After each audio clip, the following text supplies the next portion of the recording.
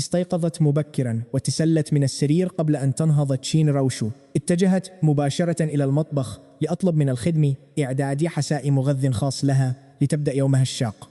بعد تخطيطها المستمر الليلة الماضية ستحتاج إليه حتما عندما وصلت إلى ساحة التدريب.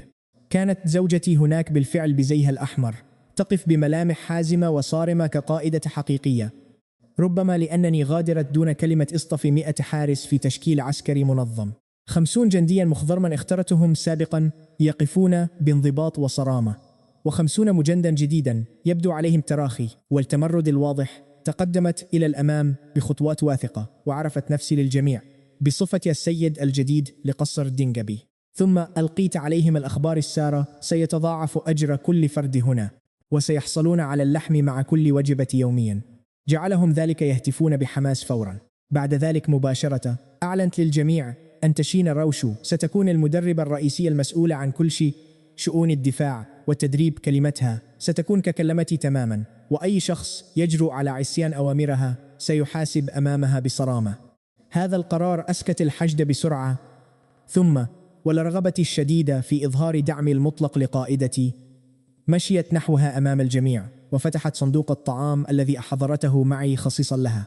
أخبرتها أنها بذلت جهدا كبيرا في التخطيط الليلة الماضية وتحتاج لشرب الحساء للحفاظ على قوتها، خاصة من أجل تدريبات الليلة الشاقة. أحمر وجهها خجلا من هذا التقدير العلني. بت للحظة وكأنها تريد طعني لإحراجها، لكنني لاحظت نظرة تقدير في عينيها عندما أدركت أنني استيقظت مبكرا فقط لدعمها كشريكة حقيقية. هذا الاحترام المتبادل بيننا كان كافيا جدا بالنسبة لي. بالطبع بدأت المشاكل سريعا. تقدم رجل ضخم يدعى جين كوي إلى الأمام وبدأ يتحدث بوقاحة وسخرية. قال إن الرجال لا يشعرون بالراحة في تلقي الأوامر من امرأة، خاصة لو كانت امرأتي جميلة. ضحك رفاقه وأطلقوا نكاتا قذرة حول كيفية حصولها على المنصب. اكتفيت بسحب كرسي جلست وارتشفت الشاي. هذه كانت معركة تشين روشو لتثبت جدارتها للجميع. إذا كانت تريد أن يحترمها هؤلاء الحمقى فعليها أن تنتزع هذا الاحترام بنفسها. لم يكن بإمكاني خوض المعركة بدلا عنها. تحدث جين كوي على الفور فقال إنه إذا تمكنت من الصمود ل10 حركات أمامه فسيطيع أوامرها دون أي سؤال أو تردد. صفقت وافقت، ثم أخبرته إنه إذا خسر فسيطير راتبه الشهري بالكامل. ضحك بسخرية وقال إنه من المستحيل أن يخسر أمامها، لذا أمرتهما بالبدء. رمت تشين روشو سيفها لإحدى الخادمات وأخبرت جين كوي أنها لا تحتاج حتى إلى سلاح للتعامل مع شخص مثله. أشارت له بيدين عاريتين ليتقدم نحوها. اندفع نحوها بغضب موجها لكمت هائلة نحو وجهها مباشرة، لكنها مالت بجسدها قليلا وتفادت الضربة ببراعة وكأنها لا شيء يذكر. ثم بدأت في تلقينه درسا قاسيا. ضربة قاطعة المعصم جعلت ذراعه بالكامل تتخدر تماما. تلتها ضربات متتالية بالمرفقين والركبتين والركلات، وكلها أصابت أضعف نقاط جسده بمهارة عالية. لم يتمكن الرجال المذهولون سوى من رؤية طيف أحمر يتراقص ببراعة حول هذا الرجل الضخم كالدب. لم يستطع حتى لمس طرف ملابسها طوال المواجهة. انهت المعركة برمية كتف مثالية لتسقط جسده الذي يتجاوز مائتي. رطل على الأرضية الحجرية بقوة، ثم وضعت قدمها على صدري وسألته إن كان يستسلم، فاستسلم فورا. ساد صمت مطبق على الجميع، ولم يجرؤ أحد على تحدي سلطتها بعد ذلك. وبحسم هذا الأمر باشرت عملها كمدربة رئيسية بجدية تامة. بدلا من تدريبات القوة المملة قسمت الجميع إلى 10 فرق تضم كل منها 10 رجال، وبدأت في تعليمهم تشكيلة عسكريا يسمى مصفوفة الإبادة في الاتجاهات ال10. سمع المحاربون القدامى عن تشكيلات المعارك واسعة النطاق، لكن النسخة المكونة من 10 رجال كانت جديدة كليا بالنسبة لهم. شرحتها بوضوح ونفذت الحركات بنفسها وأظهرت خبرة عسكرية حقيقية ومذهلة. تحول هؤلاء الجنود الأشداء من السخرية منها إلى احترامها بصدق كقائدة عظيمة. جلست على كرسي ارتشف الشاي فخورا بمشاهدتها تتألق. بدت أكثر روعة هنا من أي مكان آخر، واثقة وشغوفة وقادرة أخيرا على إبراز مواهبها القيادية. ثم فتحت لوحة النظام الخاصة بي. دعونا نلقي نظرة إحصائياتها: رائعة الجاذبية 97 والتقارب 98. لكن كان هناك موهبة مقفلة تسمى الصمود، والتي ستمنحني قدرة تحمل قوية لمقاومة أي أضرار جسدية. أتعلمون أين المشكلة؟ توجب علي جعلها تؤدي رقصتي لي وبمزاجها الحاد كالقائدة، فإن طلب ذلك سيجعلها تقطعني إلى نصفين حتما.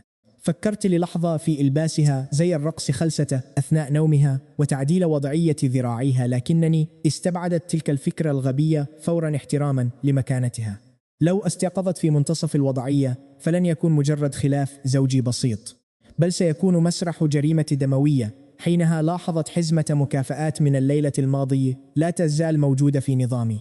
فتحت الحزمة وحصلت على كتاب بيقم، وهو النسخة الكاملة من مصفوفة الإبادة في الاتجاهات العشرة، وهو نفس التشكيل العسكري الذي تدرسه الآن، باستثناء أنها تمتلك نسخة عائلية تيعة غير مكتملة. هذه الإضافة الكاملة قد تجعل فرقة من 10 رجال تضاعف قوتها القتالية وتهزم أعداء يفوقونهم عددا بمرات. حينها أدركت الحل. بالنسبة لابنة عائلة عسكرية تتنفس القتال بشغف، فإن الشيء الأكثر إغراء في العالم ليس الذهب أو المجوهرات، بل تقنية قتالية أسطورية مفقودة من عشيرتها. بدأت خطة مثالية تتبلور في رأسي لدعم مسيرتها. سترتدي زي الرقص، ذلك بكل تأكيد مقابل الكتاب. عندما دفعت باب تشين روشو تلك الليلة كانت الغرفة معتمة، تضيئها شمعة واحدة فقط. كانت تجلس على حافة السرير مرتدية ثوب حريريا أزرق فاتحا، تتظاهر بقراءة كتاب عسكري بتركيز، باستثناء أنها كانت تمسكه مقلوبا من شدة التوتر. ظلت عيناها مثبتتين على الباب منذ دخولي، لكنها كانت تحاول جاهدة ألا تبدو متحمسة بشأن خططنا القادمة.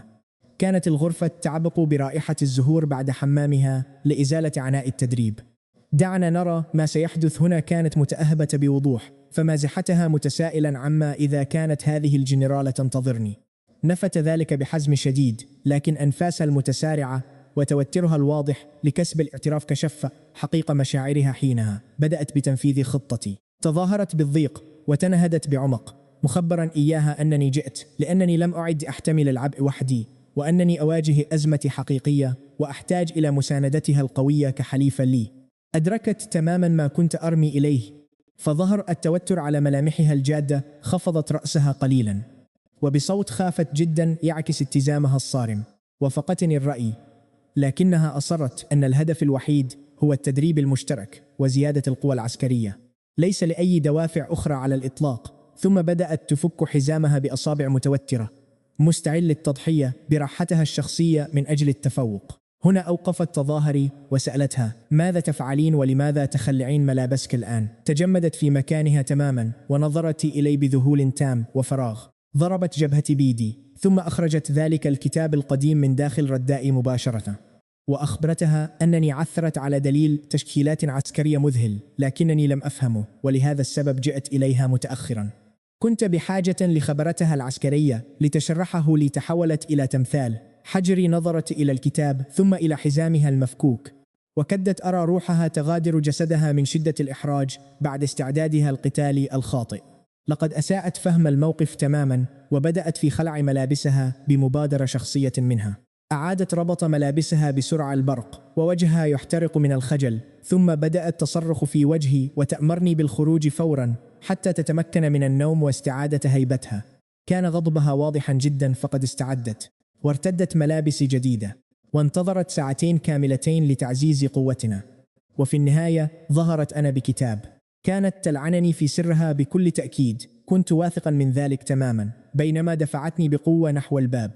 لكن بمجرد أن بدأت أتخطى عتبة الغرفة تنهدت للمرة الأخيرة وقلت بنبرة عابرة وهادئة جدا: حسنا، أظنني سآخذ هذه النسخة الكاملة من مصفوفة الإبادة ذات الاتجاهات العشرة وأبحث عن شخص آخر ليساعدني فيها. حرصت تماما على نطق هذه الكلمات المهمة بوضوح تام لتلفت انتباهها. كانت غاضبة جدا لدرجة أنها لم تستوعب الأمر في البداية، وواصلت طردي. ابتسمت بمكر شديد وخطوط خطوة ثم ثانية باتجاه الباب. حينها استوعبت القائدة الأمر، صرخت توقف، وكاد صوتها القوي يهز الجدران. كان تحدق في ظهري بعينين واسعتين تملؤهما صدمة المطلق. ماذا قلت للتو؟ النسخة الكاملة حقا قبل ثانية واحدة فقط. كانت مستعدة للرمي خارج الغرفة.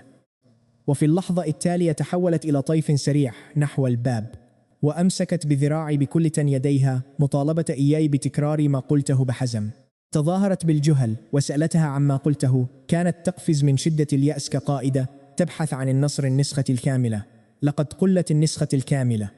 أخرجت الكتاب ببطء شديد ولوحت به أمامها، وقبل حتى أن أتمكن من إكمال جملتي كان قد اختفى من يدي بسرعة خاطفة أظهرت مهارتها. انتزعته مني بسرعة فائقة لدرجة أنني بالكاد رأيت حركتها. احتضنت الكتاب وكأنه كنز مفقود منذ زمن طويل. فتحت الصفحة الأولى واتسعت عيناها من شدة الذهول والتركيز. تخيل معي هذا الموقف. لقد كان نفس التشكيل الذي توارثته عائلتها، لكن مع ملاحظات دقيقة تشرح ما عجزت عن فهمه سنوات من الحيرة العسكرية تبددت في ثواني معدودة. بدأت تتمتم لنفسها حول مواقع الالتفاف العسكري وهياكل التشكيلات القتالية. ناسية وجودي تماما استندت إلى إطار الباب وابتسمت. لقد ابتعلت الجنرالة الطعم سعيا وراء المجد. عندما استعادت تركيزها أخيرا وسألتني بلهفة من أين حصلت عليه، حكت رأسي ببساطة وأخبرتها أنني اشتريته من كشك للكتب المستعمل في السوق المحلي مقابل 3 عملات نحاسية فقط. بدت وكأن شخصا ما قد وجه لها لكمة في الصدر. إرث عائلتها الثمين، والناقص لا يساوي سوى 3 عملات. انفتحت لي حينها وشرحت كيف يمكن للتشكيل العسكري الحقيقي أن يجعل 10 رجال يقاتلون كجيش كامل، لكن عائلتها امتلكت نسخة محطمة فقدت معظم قوتها منذ أجيال. كان هذا هو أسفها الأكبر كقائدة تسعى لإثبات جدارتها. تظاهرت بالمفاجأة ثم وجهت المحادثة بذكاء إلى الاتجاه الذي أريده. أخبرتها أن النصف الأول من الكتاب كان عبقريا في التشكيلات العسكرية، لكن النصف الثاني كان غريبا ومثيرا للدهشة. كان مليئا برسومات لامرأة ترقص بملابس خفيفة مع ملاحظة تقول: إن هذه الرقصة المسماة رقصة الشكل، والنية تحمل المفتاح السري لإتقان التشكيل العسكري حقا. عبست بجدية وقلبت الصفحات نحو النصف الأخير، وبالتأكيد وجدت رسومات جميلة لامرأة بلي جاشفتي تؤدي جميع أنواع الحركات القتالية المعقدة.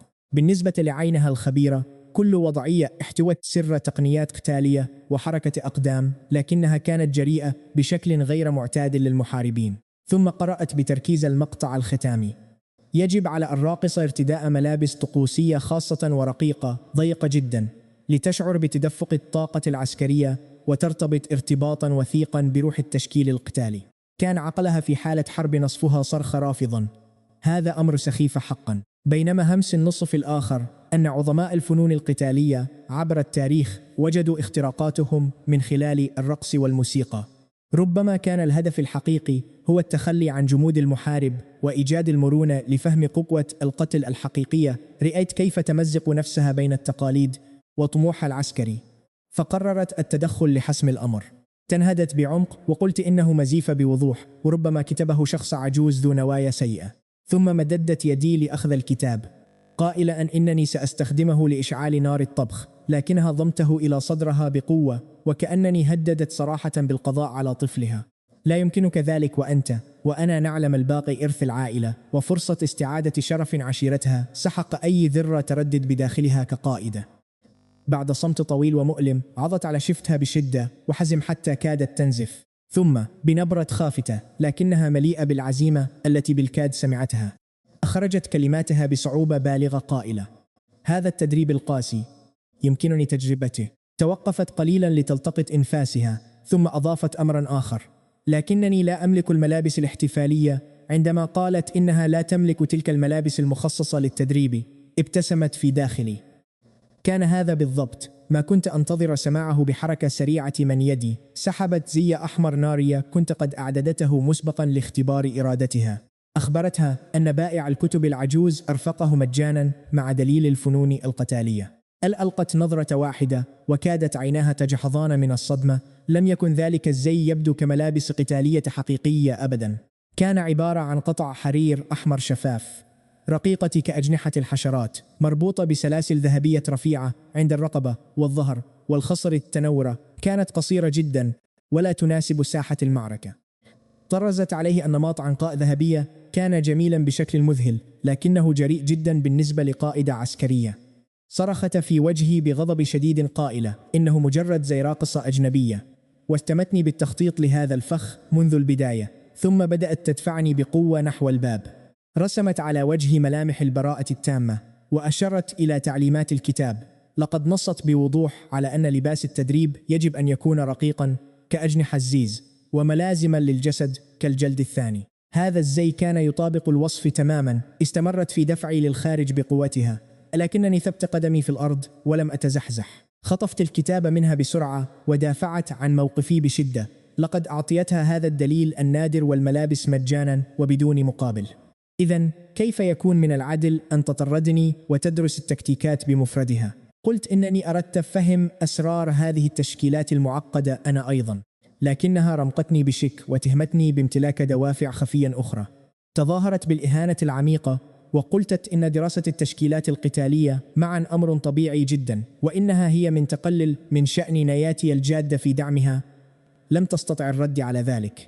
الكتاب كان واضحا في تعليماتي، وأنا الداعم الأول لها حاولت إيجاد مخرج أخير، فاقترحت أن تتعلمه وحدها وتعلمني إياها لاحقا، لكنني هززت رأسي رافضا بشدة. دعونا نتفق أن المعرفة المنقولة لا تعادل الرؤية المباشرة أبدا. أضف إلى ذلك: من سيتحقق مما إذا كانت وضعياتها القتالية صحيحة؟ ماذا لو تدربت بشكل خاطئ وأصابت نفسها؟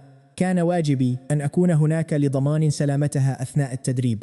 كانت عزيمتها تتردد قليلا، لذا وجهت ضربتي التكتيكية الأخيرة تنهدد بحزن مصطنع، وقلت إنني ربما أطلب الكثير من محاربة عظيمة مثلها. ثم استدرت للمغادرة آخذ الكتاب والملابس.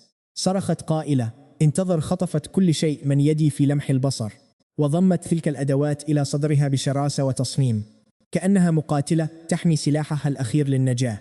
حافظت على ملامحي البريئة وسألتها ما الأمر. بعد صراع داخلي طويل ووجهها محتقنة من شدة التحدي، أخرجت الكلمات بصعوبة: سأقوم بتغيير ملابسي. ثم اختفت بسرعة خلف الحاجز الخشبي للغرفة. صببت لنفسي كوبا من الشاي وانتظرت طويلا، أستمع لحفيف القماش الخفيف وتذمرها المكتوم. وعندما خرجت بخطوات واثقة أخيرا من خلف الحاجز، كدت أبصق الشاي من قوة حضورها. كانت مذهلة بحق. إذا كانت تشين روشي المعتادة كسيف مخفي في غمدي، فهذه النسخة كانت كشفرة حادة تتألق وسط ساحة معركة ليلية. الحرير الأحمر كان يبرز قوة عضلاتها وتفاصيل جسدها الرياضي الصلب، معدتها الرياضية المشدودة، وساقاها القويتان، كلها كانت معروضة بوضوح يعكس لياقتها. كان شعرها الكثيف مربوطا للخلف بشريط أحمر بسيط، ووجهها محتقن بحمرة التحدي الغاضب، ممتدا من خديها وصولا إلى عظام ترقوتها البارزة بثقة. كانت عيناها تتحركان في كل اتجاه، مليئتين بمزيج من الحرج والغضب العارم، لكنها لا تزال تحتفظ بتلك النار العنيدة. لبنة قائد عظيم، ذلك المزيج جهيب من الكبرياء والقوة، الإحراج والتحدي الصارخ. كان هذا الموقف المهيب أكثر إبهاراً من أي محاولة استعراض أخرى. صرخت بصوت مرتج قليلاً: هل انتهيت؟ هل حدقت بما يكفي؟ تنحنحت بسرعة وتقطت الكتاب من جديد، ثم رسمت على وجهي أكثر الملامح جدية وصرامة، وقلت: حان وقت الدراسة التشكيلات القتالية. بدأت في توجيهها لأداء الحركات المعقدة بناء على الرسوم التوضيحية. كانت حركاتها قاسية ومترددة جدا في البداية. مطالبة امرأة محاربة بأداء حركات انسيابية ناعمة كان أصعب عليها من القتال الفعلي في المعارك، لكنني واصلت إعطاء التوجيهات بثبات: أديري خصرك أكثر، أرفعي ساقك عالي، اجعلي نظراتك أكثر هدوءا. أنا متأكد تماما أنها كانت تلعنني في سرها طوال الوقت. دعني أخبرك، هنا حدث شيء غريب. مع استمرار التدريب بدأت تندمج كليا وتفرض سيطرتها على الحركات. تحولت حركاتها من التردد إلى الانسيابية، تتدفق كالماء، تناوت بين مرونة الأفعى التكتيكية وأناقة طائر الغرانيق وانفجارات القوة العضلية المذهلة. انسكب العرق على وجهها وجسدها المجهد يتلألأ تحت ضوء الشموع الخافت. كانت قوتها وإصرارها يأسران الأنفاس. وبمجرد أن انتهى التدريب الشاق، أصدر نظامي رنينة مفاجئا. تفعلت الموهبة الكامنة التي لا تقهر، وحصلت على سمة الجسد الصلب، وهي مقاومة هائلة للأضرار الجسدية من الشفرات، الأسلحة غير الحادة، واللكمات اجتاحتني طاقة دافئة. تمت المهمة بنجاح، انهارت على الأرض منهكة ومغمورة بالعرق بعد هذا الجهد الجبار، والزي الأحمر ملتصق بها تماما. قالت إن جسدها يشعر بقوة مذهلة، لكنها لم تستوعب أي أسرار للتشكيلات بالنظر إلى إرادتها الصمت تلك. لم أستطع كبح إعجابي الشديد بها. حملتها بين ذراعي بلطف ووضعتها على السرير لترتاح. تمايلت ألسنة لها بالشموع، وتكفل بقية الليل بمنح هذه المحاربة العظيمة السكينة التي تستحقها. في صباح اليوم التالي تسلت للخارج في وقت مبكر جدا مرة أخرى، ولكن هذه المرة تركت عصيدة أرز دافئة ورسالة على الطاولة بجوار السرير أمتدح فيها قوتها وإصرارها، وأطلب منها أخذ قسطا من الراحة، واختتمت قائلا: أمامنا متسع من الوقت لنتطور معا، مع خط عريض تحتها بالطبع. ربما نعتتني بالمخادع الماكر أو الأسوأ عندما قرأت تلك الكلمات. في وقت لاحق من ذلك الصباح عادت لدراسة دليل التشكيلات القتالية بشغف في ضوء النهار. النصف الأول كان لا يزال مذهلا وعميقا. معرفة قديمة حقيقية أجابت على كل تساؤلاتها التكتيكية. لكن ما رأيك؟ عندما وصلت إلى قسم الرقص بدأت الأمور تتضح لها. الورق كان جديدا جدا. دعونا نتفق أنا وأنتم على شيء. لقد نقعت الحواف بالشاي لتبدو قديمة، لكن ملمسها اختلف تماما عن الصفحات الأصلية. بحدثها العسكري شمة الحبر كان حديثا لم يمر عليه 3 أيام، ثم فحصت الغلاف بدقة مذهلة. كانت الخياطة رديئة مع خيط متدل، حيث كان واضحا أن شخصا ما فك الكتاب وأعاد حياكته بشكل سيء للغاية. ربطت هذا العقل المدبر كل الخيوط، قصة الدمية والكتب ال3 وحتى العجوز الذي باع الزي في الوقت المناسب. تلك الرقصة الغامضة التي يفترض أنها مفتاح إتقان التشكيل القتالي مجرد وهم، كلها مزيفة تماما، كل تفصيلة فيها. لقد رسمت صفحات الرقص تلك بنفسي وبيدي. فتحت الكتاب، حشرتها داخله، ثم أعدت خياطته. وهذه القائدة العظيمة انطلت عليها الحيلة تماما في البداية. لقد ارتدت ذلك الزي حقا وأدت الحركات، ثم أدركت الخدعة. سمعت صوت تحطم فنجان الشاي يتردد في أنحاء القصر، ثم انطلقت صرختها: شق اسم الهواء كشفرة سيف حادة. تلاه تهديد مباشر بالقتل، تردد صداه بقوة فوق كل سطح في قصر الدينجبي. لين مو، سأقتلك حتما. كان ينبغي علي حقا أن أتقن عملية تجليد ذلك الكتاب بشكل أفضل بكثير. عندما سمعت تلك الصرخة تمزق أرجاء القصر. أي أنت أنني في عداد الموتى إن تمكنت هذه المحاربة من الإمساك بي. نية القتل الخالصة في صوتها لم تترك مجالا للشك. لقد كشفت شين روشيا حيلتي السخيفة بصفحات الرقص المزيفة بذكائها الحاد. انطلقت هاربا عبر الممرات كأرنب مذعور. ألعن غبائي لتقليل من شأنها. كان يجب أن أستخدم ورقا أفضل، وحبرا أفضل، وخياطة إمتن، أو على الأقل أضيف ملاحظة بالنهاية أقول فيها إنها مجرد مزحة بريئة بيننا. أرجوك لا تقتليني من خلفي. كنت أسمع الفوضى العارمة تنتشر. الخدم يصرخون، الأبواب تركل وتفتح بعنف، وسيفها يطن بتعطش مرعب للدماء. كانت تمزق أوراق الشجرة المتساقطة حرفيا بطاقة سيفها الهائلة، بينما تقتحم الساحات كعاصفة لا تقهر. اقتحمت غرفتي أولا فوجدتها فارغة، ثم اتجهت مباشرة إلى جناح الأخت الأولى سوتشينغو. لحسن الحظ تمالكت أعصابها كقائدة حكيمة قبل الدخول، لأن الأخت الكبرى كانت حاملا صوت تشينغو. لم ترني أبدا بعدها، استجوبت روشيا حراس البوابة بصرامة. لا، السيد لم يغادر المجمع، فأصدرت أوامرها العسكرية بتفتيش القصر بأكمله غرفة تلو الأخرى. احتجت إلى مخبأ بسرعة. ذلك المكان كان مكشوفا جدا، وباقي الزوجات قد يسلمنني لها بلا تردد. ثم خطرت لي فكرة الأخت الثالثة لو ركضت بأقصى سرعة نحو ساحتها. جناح صفصاف الاستماع. لم يكن المكان يشبه أي جناح نسائي تقليدي، فبدلا من الزهور والمكياج كان هناك خيزران، بركة أسماك، رف كتب بحجم الحائط، خريطة ضخمة للإمبراطورية، ومعداد من اليشم. لقد بدأ المكان أشبه بغرفة عمليات تدير إمبراطورية تجارية ضخمة. لوي نفسها كانت تجلس على مكتبها، تراجع الدفاتر المحاسبية، مرتدية فستان أخضر بسيطا.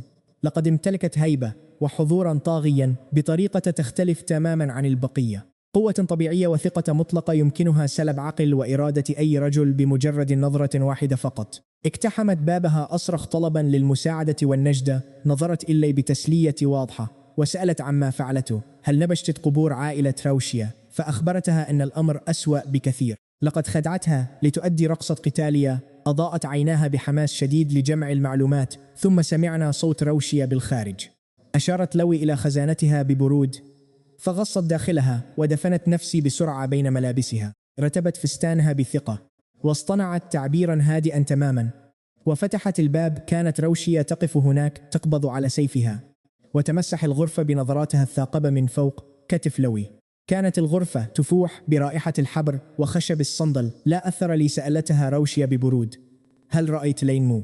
رمشت لوي ببراءة متقنة. لا، كنت هنا أراجع الحسابات طوال الصباح. لماذا؟ ماذا حدث؟ حدقت شين روشيا بقوة في عين لوي، محاولة العثور على أي تلميح لكذبة، لكن تعبير الأخت الثالثة كان لا تشوبه شائبة، هادئا واضحا وبقدر مناسب من القلق، حتى أنها عرضت على روشيا تفتيش الغرفة بكل ثقة. هذا جعل روشيا أقل ارتيابا بالفعل. استنتجت أن امرأة هادئة ومنشغلة بأعمالها كالأخت الثالثة لن تتستر علي أبدا. غادرت روشيا مع إطلاق تهديد أخير: إن أمسكت بي فاستعلقني بقوة على سارية علم ساحة التدريب وتتركني لأجف هناك ل3 أيام متتالية.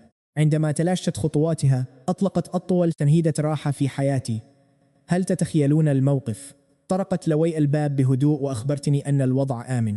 خرجت متعثرا وجسدي متصلب من الانحناء، وشعرت بشيء خفيف وناعم عالق فوق رأسي، فأمسكت به فورا دون أي تفكير. كان ثوبا داخليا أرجوانيا فاتحا من الحرير الجليدي، شبه شفاف، مع فراشتين صغيرتين مطرزتين بخيوط فضية دقيقة. كان لا يزال يحمل رائحتها، عطر الأوركيد الخافت. تجمدنا معا وتحول وجهها إلى اللون الأحمر القاني. اختطفته من يدي بسرعة حاسمة وحشرته في الخزانة مرة أخرى، وأغلقت الباب بقوة وسيطرة تامة. بعد لحظة استعادت رباط جأشها وأسلت عن نوع الرقصة التي تجعل أختها الثانية الشجاعة ترغب في ارتكاب الجريمة. قتل أحمر وجهي، أيضا مستحيلة أن أخبرها. كنت أشرح بصعوبة أنني خدعت أختها المحاربة لترتدي زي راقصة مكشوف وتؤدي العرض أمامي. تمتمت بصوت خافت ومرتبك أن القصة طويلة جدا.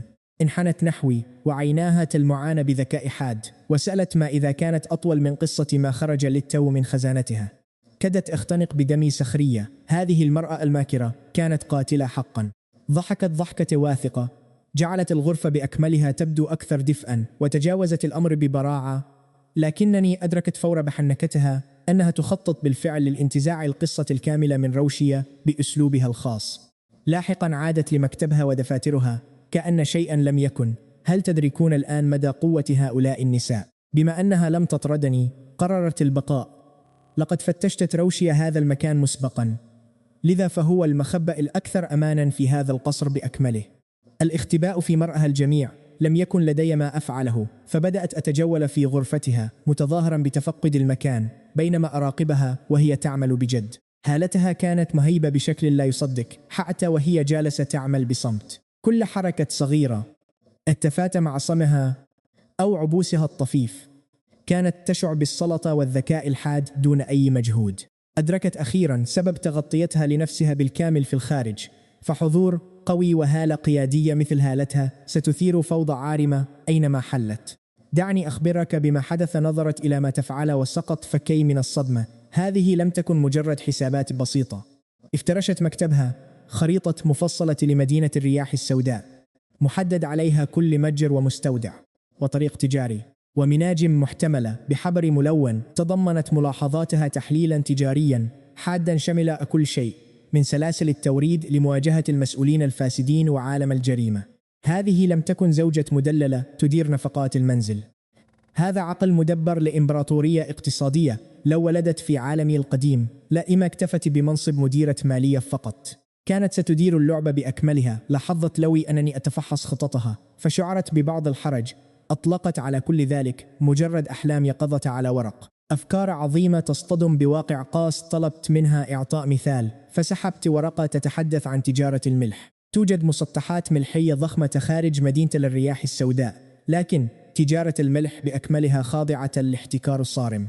ما تحتاجه المدينة هو ملح نقي لكسر تلك السيطرة. لقد سألت كل عامل ملح قديم وجدته، وأكدوا جميعا أن تنقية الملح الخام شبه مستحيلة. كد أضحك بصوت عال. تنقية الملح الخام، تلك كانت كيمياء المرحلة الإعدادية، حرفية إذابة، تصفية، تبخير وتبلور.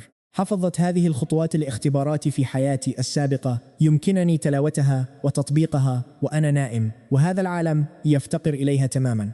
حافظت على هدوء وجهي، أمسكت بفرشاتها، غمستها في الحبر، ورسمت كأسا زجاجيا وقمعا وموقدا على ورقة فارغة، ثم نظرت إليها بكل ثقة وسألتها إن كانت عملية تنقية الملح تعتبر بتلك الصعوبة حقا.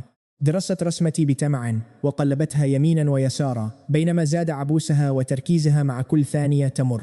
ثم سألتني إن كانت هذه تعويذة سحرية أم مخططا لتشكيل قتال عسكري. رمتها جانبا وأخبرتني أن أذهب للألعب بعيدا وأتوقف عن إزعاجها، وكأنني طفل يتباهى بفطير الطين كدت أصاب بجلطة من هذه الإهانة. التقطت تحفتي الفنية وبدأت أشير بجنون. هذا كأس زجاجي، هذا قمع تصفية، وهذه نار للتسخين. أمالت رأسها وسألت كعكة مخبوزة. تجمدت في مكاني ل3 ثوان كاملة قبل أن أصفع جبهتي. نحن في العصور القديمة لا توجد كؤوس الزجاجية، ومصطلح الكيمياء غير موجود. كنت أتحدث بلغة غير مفهومة بالنسبة لها. أخذت نفسا عميقا وبسطت الأمر. ماذا لو استطعت تحويل ذلك الملح الخام الصلب والأصفر إلى ملح أبيض كالثلج وناعم كالرمل؟ هل ستنجح خطتك حينها؟ أضاءت عيناها على الفور بكل تأكيد. مع إمداد ثابت من الملح النقي تملك خطتها فرصة حقيقية. لكن فكرة معي هنا في هذه الإمبراطورية، الملح والحديد خاضعان لسيطرة الحكومة. ستحتاج إلى رخصة ملح رسمية للبيع على أي نطاق تجاري حقيقي، وهذه التراخيص يحرسها طبقات من النفوذ. صمتت لحظة ثم نهضت ومشت بخطوات واثقة نحو غرفتها الداخلية. عندما عادت كانت تحمل صندوقا خشبيا صغيرا بداخله قلادة من اليشم الأبيض النقي منحوتة على شكل قارب. ثم أخبرتني بسرر لم أعرفه قط. قالت أنها وافقت على الزواج من عائلة لين لسببين رئيسيين: احتراما لعائلة من أبطال الحرب، واتفاقا مع والدها. لقد وعدها بتحقيق أمنية واحدة إن أتمت هذا الزواج. كانت تخطط لاستخدام تلك الأمنية لتأسيس شركتها التجارية الخاصة في قلب العاصمة، لكن عائلتنا دمرت ونفت، وتحطم حلمها معها. رفعت قلادة اليشم وقالت إنها الرمز السري لعائلتها، وبواسطتها آمنت أنها تستطيع تأمين رخصة الملح. نظرت إلى تلك القلادة واحتفظت بشكوكي لنفسي. غريزتها التجارية كانت مرعبة بحق، لكن عندما يتعلق الأمر بالعائلة لديها نقطة عمياء. عائلة لو تجار أثرياء في العاصمة. عندما كانت عائلة لين قوية كان الزواج صفقة رابحة، لكن بعد نفينا لم يرسلوا حتى رسالة واحدة. لقد تخلوا عنا وقطعوا علاقتهم بنا تماما. فكرة أن يخاطروا الآن بإغضاب الإمبراطور من أجل رمز يشم ووعد قديم، لم أكن واثقا من ذلك أبدا. دعونا نكون واقعيين. عندما نظرت إلى قلادة اليشم راودتني شكوكا عميقة حول ما إذا كانت عائلتها ستفي بوعدها. لكن حين رأيت تلك النار المشتعلة في عين لوي، ذلك الطموح الجريء والحلم الكبير، لم أستطع إجبار نفسي على تحطيمه. ربما سيفاجئنا والدها ويفي بوعده. على أي حال لن أكون أنا من يطفئ شعلة إصرارها تلك. اقتربت مني بجدية تامة ونظرتها تثقبني وهي تسأل إن كنت قادرا حقا على تنقية الملح. أدركت إنه حتى لو كانت الرخصة صعبة فهذه فرصتي لإثبات قيمتي كشريك لها. لذا ابتسمت بثقة وأخبرتها أنني سأريها سحرا حقيقيا، وطلبت منها إرسال من يجلب لنا المعدات: ملح خشن، ماء بئر، قماش قطني، رمل ناعم، وفحم. مجرد أشياء عادية. نظرت بتركيز تفكر كيف ستصنع هذه المواد البسيطة، ذلك الملح الأبيض الأسطوري. نقلنا كل شيء إلى المطبخ وأمسكت ببعض الملح الخشن لأفحصه بدقة. كان ملمسا خشنا وممتلئا بالرمل الأسود والرماد. دعونا نكتشف السر معا. تذوقته، كان مرة وقاسيا جدا بطعم ترابي مزعج، لكن في عقلي تذكرت صوت معلم الكيمياء القديم بوضوح تام يرشدني لكل خطوة. الإذابة، التصفية، ثم التبخير. كل تفصيلة من تلك التجربة المدرسية لا تزال محفورة في ذاكرتي تماما. قبل أن أبدأ صرفت لوي بحزم كل الخدم وأصدرت أمرا صارما بألا يقترب أحد من الفناء أو المطبخ، ثم أغلقت الباب وأحكمت قفله. أدركت حينها مدى جديتها وحرصها. خلف الباب المغلق كنا بمفردنا، لكنها تفتت بكل عملية وقالت إن بإمكاني بدء عملي فورا. نعم، التركيز على إنجاز العمل هو الأهم.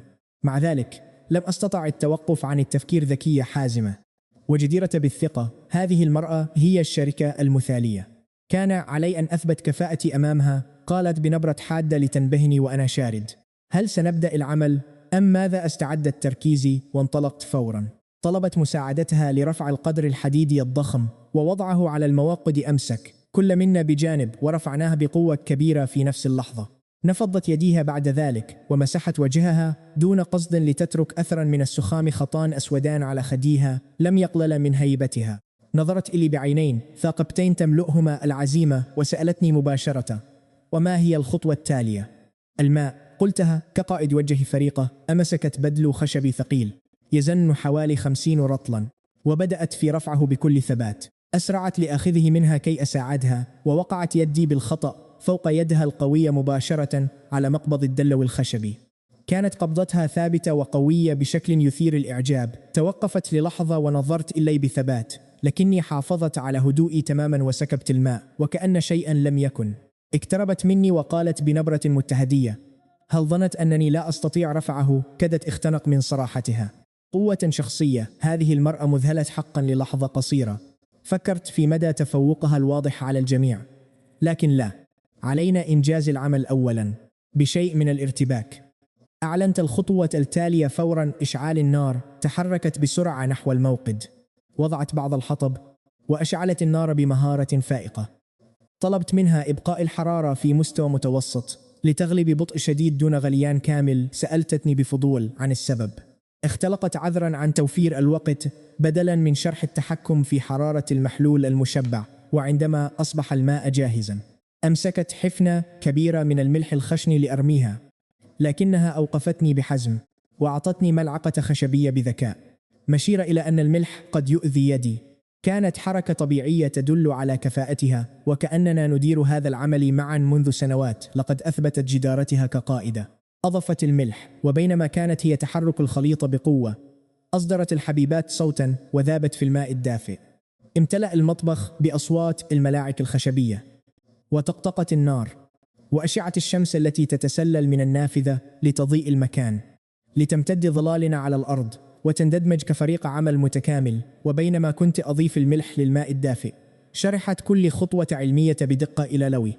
كانت سريعة التعلم جدا. أدركت معنى التشبع دون أن أنطق الكلمة. بمجرد أن لاحظت الحبيبات غير ذائبة تطفو على السطح سألتني إن كان جاهزا. إنها مديرة بالفطرة. طلبت منها إخماد النار وترك الخليط ليهدأ قليلا. بدأ الماء كحساء أصفر عكرة ورائحتي سيئة. سألت بحذر إن كنا قد فشلنا. طمأنتها وطلبت منها الهدوء.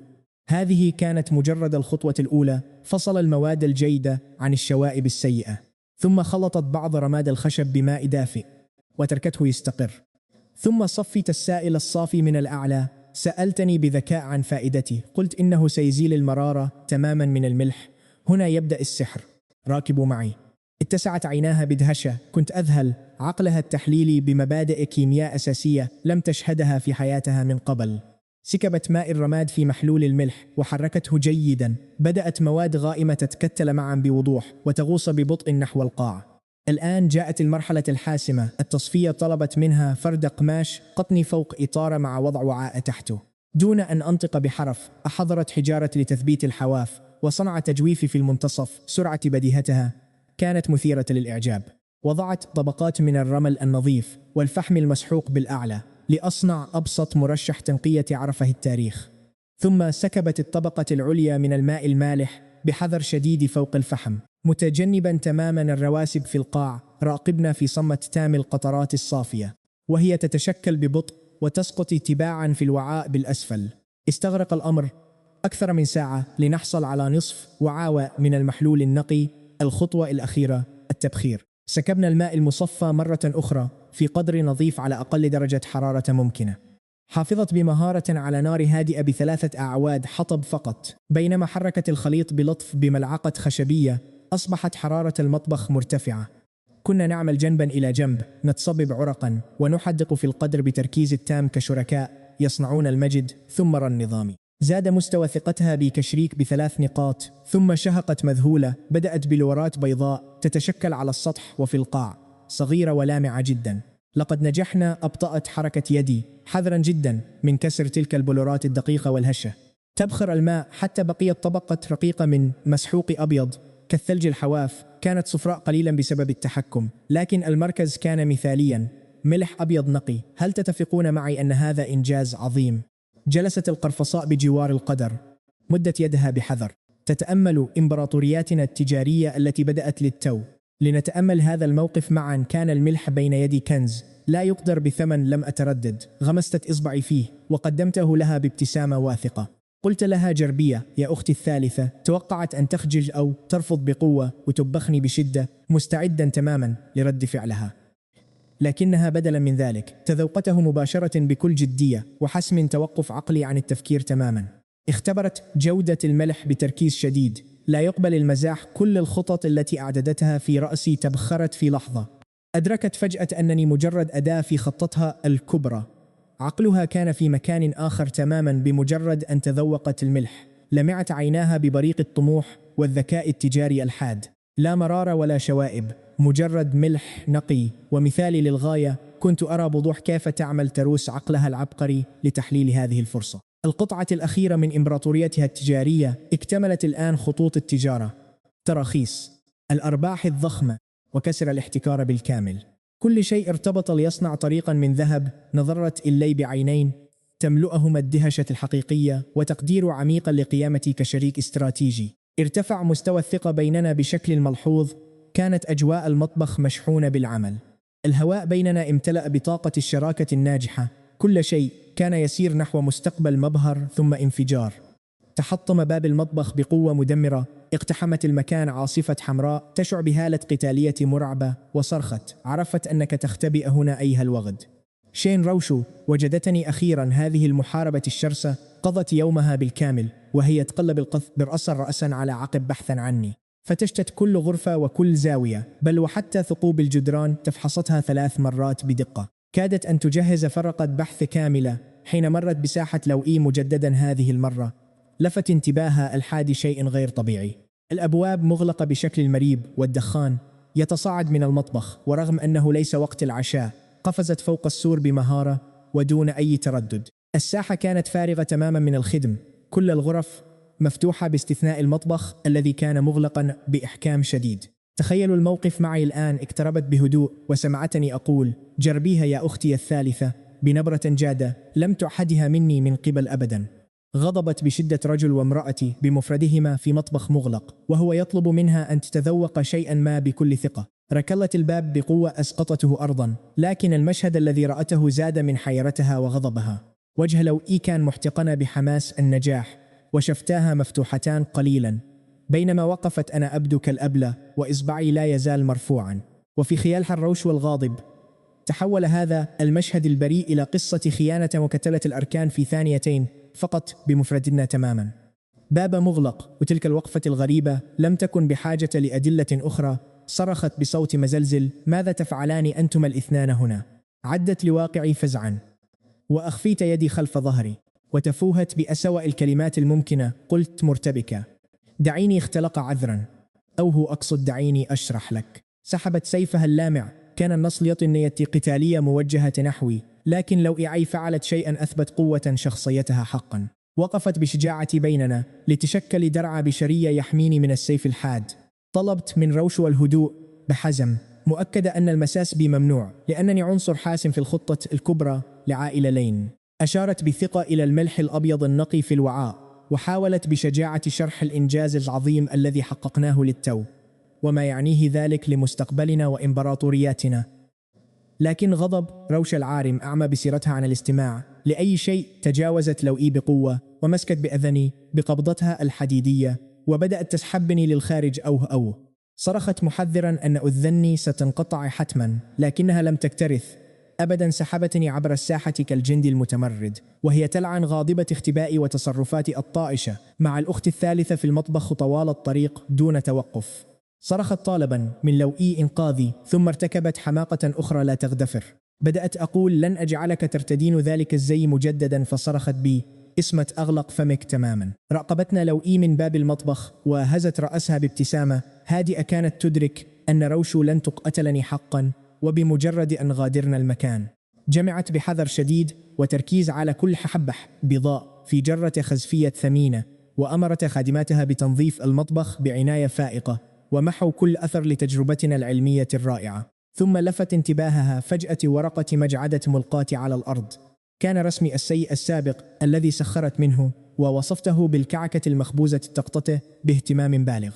في البداية ظنته مزحة، لكن بعد رؤية هذا الرسم يتحول لابتكار علمي حقيقي نظر إليه بعين الخبيرة التي تقدر قيمته الفعلية. طوته بعناية واحتفظت به في هذه الأثناء. كان مشهد سحبي من أذني عبر ساحات القصر على يد روشو استعراضيا ومذلا بحق. كل خادمة وخادمة وحارس في المكان وقفوا بأفواه مفتوحة من الذهول بينما تسحبني شين روشو القوية من ساحة لوئي كأنني مجرم خطير تم القبض عليه. وما هي إلا دقائق حتى انتشرت الشائعات بسرعة البرق، نسخة تقول إن الزوجتين القويتين تتشاجران للسيطرة علي، وأخرى تزعم أنه تم القبض علي أخطط لأشياء فظيعة مع الأخت الثالثة في المطبخ. صدق أو لا تصدق، النسخة الأغرب زعمت أنني مصدر طاقة غامض تتنافس كلا المرأتين القويتين على امتصاصه. صورتي كخبير غامض انهارت تماما لتحل محلها سمعة طائشة، بينما الحقيقة أنني كنت محاطا بنساء يمتلكن السيطرة المطلقة على كل شيء. ركلت باب غرفتها بقوة وألقتني بالداخل، ثم أوصدته بإحكام قبل حتى أن أتمكن من استعادة التوازن للوقوف. سيفها كان مستقرا بالفعل على حنجرتي، ونصله يبتعد بوصة واحدة فقط عن رقبتي، وسألت ببرود أي كلمات أخيرة قبل موتك. شعرت بلسعة الفولاذ الباردة، وأدركت فورا أن التوسل أو اختلاق الأعذار أمام هذه المحاربة الشرسة سيزيد الأمور سوءا. لذا استدعيت كل مهاراتي محوة أي أثر للمزاح من وجهي تماما، ونظرت مباشرة في عينيها بصدق مطلق، بل ومزجت نظرتي ببعض الندم لأنها تستحق هذا الاحترام. قلت لها يا روشا ما فعلته البارحة كان خطأ، لقد دفعتك بحيلة لارتداء ذلك الزي واستعراض مهاراتك. كانت أساليب اختباري سيئة وأنا أعتذر. رمشت بعينيها مندهشة، فلم تكن تتوقع اعتذارا صريحا يعترف بقوتها. ثم غيرت مساري فجأة قائلا لكني لست نادما أبدا على ذلك، لأنني تمكنت من رؤية أقوى وأروع جانب فيك، أن أشهد تلك القوة المذهلة والثقة المطلقة. يمكنني أن أموت الآن بلا أي ندم. تجمدت ملامحها. كانت كلماتي جريئة جدا، لكنها حملت تقديرا حقيقيا لقيمتها. قاسية لكنها صادقة. رأيت ومضات من استعراض البارحة تمر في ذهنها، بينما تورد وجهها اعتزازا بما أظهرته من براعة. كانت غاضبة ومحرجة، لكن في أعماقها تسلل شعور بالرضا. ثقتي لم تستطع مقاومتي، لأنها أدركت أخيرا أنني أقدر قوتها بصدق. صرخت قائلة يا لك من مراوغ، لكن مع صمها القوي انخفض، وابتعد سفوها الحاد عن رقبتي. زفرت بارتياح لقد انتهت الأزمة بسلام. طنين حاد عاد النصل. فجأت لي لمس حنجرتي. همست وعيناها تشتعلان بتصميم حازم. حسنا سنترك هذا الأمر جانبا في الوقت الحالي، لكن اشرح لي فورا ما كنت تفعله أنت والأخت الثالثة في ذلك المطبخ خلف تلك الأبواب المغلقة. حملوا صوتها حدة. لم تدرك هي نفسها أنها نابعة من رغبتها في حماية ما كانتها. حينها أدركت كل شيء. الأمر لم يكن مجرد اختباء، كانت تدافع عن مكانتها بشراسة. هذا غير كل شيء ومنحني شجاعة، وبدلا من التراجع أمام نصل سيفها تقدمت بخطوة واثقة نحوها. بينما كنت منشغلا بتسوية الأمور مع روشا، دعوني أخبركم بما حدث. كانت لوئي تعمل طوال الليل في غرفة مكتبها. ارتدت ثوبها الحريري وتجاهلت تماما وبكل قوة كل تلك الشائعات السخيفة التي كانت تنتشر كالنار في جميع أنحاء القصر. وضعت جرة الخزف المليئة بالملح الأبيض النقي على مكتبها، لكن ما قدرت قيمته الحقيقية كان ذلك الرسم المجعد الذي قدمته، الذي سخرت منه سابقا. الآن بفضل ذكائها الحاد أدركت ماهية الأدوات، وعرفت جيدا أن الرجل الذي ابتكر هذه العملية الكيميائية المعقدة يمتلك قيمة استراتيجية تفوق أي كمية من الملح. فردت ورقة الضخمة أمامها وبدأت تخط عليها خططها وتكتب بسرعة مذهلة ومخيفة تثبت دهائها. خطط الإنتاج المتقنة وتحليل التكاليف والعملاء المستهدفين من النبلاء والعامة، وكذلك استراتيجية التسعير الذكية، قنوات التوزيع الفعالة، وتقييم المخاطر الشامل للمسؤولين والمنافسين والمجرمين. لقد كانت ترسم بفرشاتها مخططا لإمبراطورية تجارية ضخمة ومهيمنة، وفي النهاية كتبت ببراعة اسمين محددين على ورقة منفصلة تماما: عائلة تشين وعصابة النمر الأسود كانوا يمثلون أكبر احتكار لتجارة الملح في المدينة، وواحدة من أكبر العصابات الأربع الخطيرة. سيكونون أول عدو تسحقه بذكائها. كانت تعلم أن الملح سيتفوق، لكن مواجهة هؤلاء المجرمين العنيفين ستتطلب منها إظهار نوع مختلف وحازم من القوة. ألقت نظرة نحو فناء روشا متسائلة كيف أتعامل مع تلك المحاربة. أما بالنسبة لي، كنت مستلقيا على السرير أشعر وكأنني أنهيت رحلة شاقة، حيث نجوت بصعوبة من 81 اختبارا قاسيا أمام قوة هذه المحاربة. تلك النمرة الشرسة التي كانت تفيض بالقوة قبل ساعات أصبحت الآن تستريح بجانبي بهدوء وتنام بسلام مع ابتسامة صغيرة تعكس انتصارها ورضاها الداخلي. فتحت لوحة بياناتها الخاصة. لقد بلغت كلة النتيجتين الحد الأقصى بكل جدارة. الحضور 100 والولاء 100. أظهرت الصورة إلها قوية، ترتدي درع أسود وأحمر وتحيط بها طيور العنقاء النارية. كانت مثالية وقوية تماما. ثم ظهرت حزمتان ذهبيتان من المكافآت، قمت بفتحهما على الفور بحماس. الأولى منحتني أداة استراتيجية دمية تستخدم لمرة واحدة، ويمكنني ربطها بأي امرأة قوية، وأي تأثير أطبقه على الدمية ستشعر به هي بكامل الحواس لمدة ساعة كاملة. تخيلت اختبار تركيزهن. تصوروا لو تقرأ حساباتها بهدوء واحترافية بينما أحاول تشتيت انتباهها عبر الدمية من الجانب الآخر للقصر. أو روشا تتدرب على السيف حين تتلقى فجأة ضربة وهمية تختبر رد فعلها. كانت إمكانيات هذا التكتيك لا حصر لها. ومربة المكافأة الثانية كانت أفضل تعويذة الكلمة قانون للاستخدام مرة واحدة. بعد سحقها أي شيء أقوله سيخلق إيحاء قويا في ذهن الهدف، مما يجعله يؤمن بكلماتي ويتبعها لتنفيذ أصعب المهام. كنت أخطط للمستقبل بالفعل. في المرة القادمة التي ترفع فيها سيفها سأسحق التعويذة وأقترح عليها بهدوء ارتداء ذلك الزي المرن لجلسة نقاش فنون قتاليا أخرى. ستستجيب وتظهر مهارتها الحقيقية بكل ثقة. كنت أبتسم بذهول مع عجبا بقواتها عندما أصدرت روشا إنة خافتة وهي تستريح بجانبي بينما كنت أقيم مكافآتي. تحركت روشا في نومها وتمسكت بي بقوة مذهلة تماما كالأخطبوط، وتمتمت قائلة: غير مسموح لك بالمغادرة أيها الأحمق. انعقد حاجبيا بصرامة حتى في أحلامها كانت على الأرجح تحرس مكانتها وتحلم بتسللي مرة أخرى إلى المطبخ لعقد الصفقات مع لوئي. أظهرت احترامي لها فاسترخت أو عادت ملامحها القوية للهدوء والسلام. بعد ذلك قمت بفتح لوحة البيانات الخاصة بالمديرة الذكية لوئي. كانت صورتها لا تزال رمادية ولم تفعل بعد درجة الكاريزما 99 ومسماها بالجاذبية الفطرية، مما يمنحها سيطرة شبه مثالية منذ البداية. كان مستوى الثقة عند 32 فقط، ويصفى بأنه تحالف الصامت. لنحلل الأمر معا. موهبتها وشروط التفعيل والتأثيرات كانت مخفية خلف علامات استفهام. فكرت في مدى اختلاف شخصيتها العملية عن المحاربة روشا. مع روشا احتجت فقط إلى الجرأة الهجوم المباشر، وتجاوزت دفاعاتها باستخدام قوة الشخصية واحترام قدرتها القتالية الفائقة. كانت محاربة صلبة في صميمها، لكن لو كانت تحديا من نوع مختلف تماما. سحرها وجاذبيتها كان مجرد قناع سطحي. في الداخل يقبع عقل حاد كالشفرة. أي محاولات سطحية للتقرب ستتحطم فورا أمام ذكائها الفذ. دعونا نرى كيف كانت تتعامل مع خصومها كأطفال صغار يلعبون. إنها قائدة ذكية وثعلبة ماكرة في تكتيكاتها. إذا حاولت الإمساك بها ستنزلق من بين أصابعك بمهارة. لكسب ولائها احتجت إلى خطة محكمة. كان علي أن أكسب احترامها وعقلها الاستراتيجي وليس مجرد عواطفها. الأمر الانتقال من ساحة المعركة إلى طاولة التخطيط غفوت، وأنا أفكر في الأمر وبجانبي حليفتي القوية التي تمدني بالطاقة. في الصباح التالي استيقظت وحاولت بحذر شديد سحب ذراعي من تحت رأس روشن القائدة النائمة.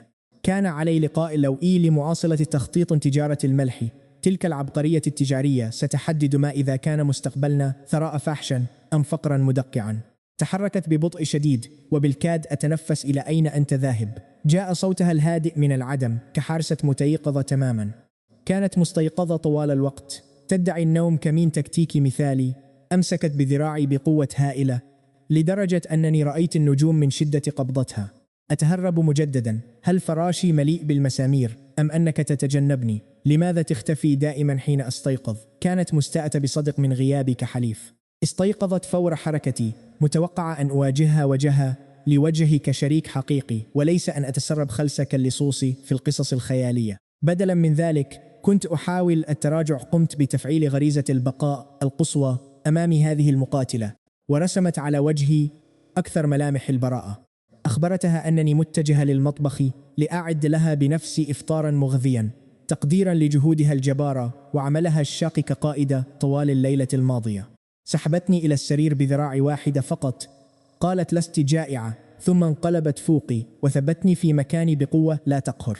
كان جسدها مضاء بشمس الصباح لتبرز كل تفصيلة في بنياتها الرياضية القوية، وعضلاتها المفتولة كجنرال لا يشق له غبار. عيناها الحادتان اخترقت عيني. لن تغادر هذا المكان حتى أعطيك الأوامر بذلك. لم يكن أمامي سوى رفع يدي والاستسلام التام. حاضر يا سيدتي، أوامرك مطاعة. يا قائدتي. عندها فقط ذاب الجليد عن ملامحها الصارمة قليلا. تراجعت عني، لكنها سرعان ما تشبثت بي بقوة لحمايتي، ودفنت وجهها في كتفي، ثم تمتمت بصوت خافت قائلة: أريد أن أسألك عن شيء هام. يا روشا. ربت على كتفها وطرحت السؤال التكتيكي الذي كان ينهش عقلها ويشغل بالها كقائدة طوال الليل. هل كتاب التشكيلات القتالية حقيقي أم مزيف؟ هل صفحات الرقص فقط أم الكتاب بأكمله؟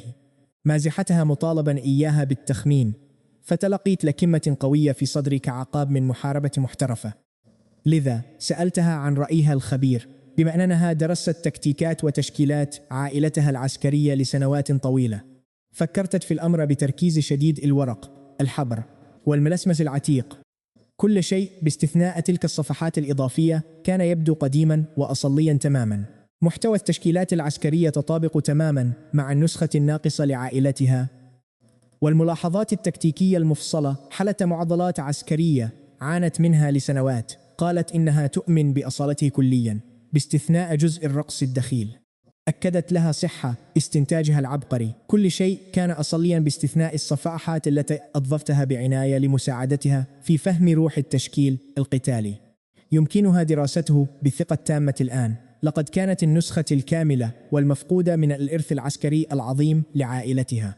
أضاءت عيناها بحماس محاربة، ثم ضاقت بحدة مجددا، وكزت الصدر بقوة وطالبتني بصرامة بفعرفة من أين حصلت عليه حقا. لا مزيد من القصص حول الأكشاك الرخيصة والرجال العجائز الغامضين، وإلا فإنها ستقوم تكي بحركة قتالية قاطعة لا تترك مجالا للخيال. قلت لها: خمني مرة أخرى. صرخت باسمي وبدأت تلكمني بقبضاتها، رغم أنها تعمدت كبح قوتها الهائلة لتصبح اللكمات خفيفة كالقطن. ضحكت واقتربت منها، وكنت على وشك حسم النقاش بمبارزة جسدية وتدريب سريع، عندما طرقت الخادمة الباب معلنة أن السيدة الثالثة تطلب بحضورنا نحن الاثنان فورا لمناقشة أمر تجاري بالغ الأهمية. لمعت عيناي فجأة. لقد بدأت لوئي بالفعل تحركاتها الحاسمة في تجارة الملح. بالضبط، إنها الكفاءة التي توقعتها من مديرة ذكية، لكن روشا تصلت دفاعيا فور سماعها لاسم السيدة الثالثة. مشهد المواجهة في المطبخ بالأمس أعيد في رأسها بوضوح، فأخبرت الخادمة بصرامة أننا لم نتناول الإفطار وسنحضر لاحقا. ثم أدركنا الأمر معا. لقد نادتني بزوجي أمام الخادمة. تلك القائدة العنيدة لم تفعل ذلك من قبل لإثبات مكانتها. روح المنافسة وإثبات الذات تصنع العجائب حقا. اقتربت من أذنها المحمرة وتهمست لها بهدوء قائلا: بماذا قمت بمناداتي للتو؟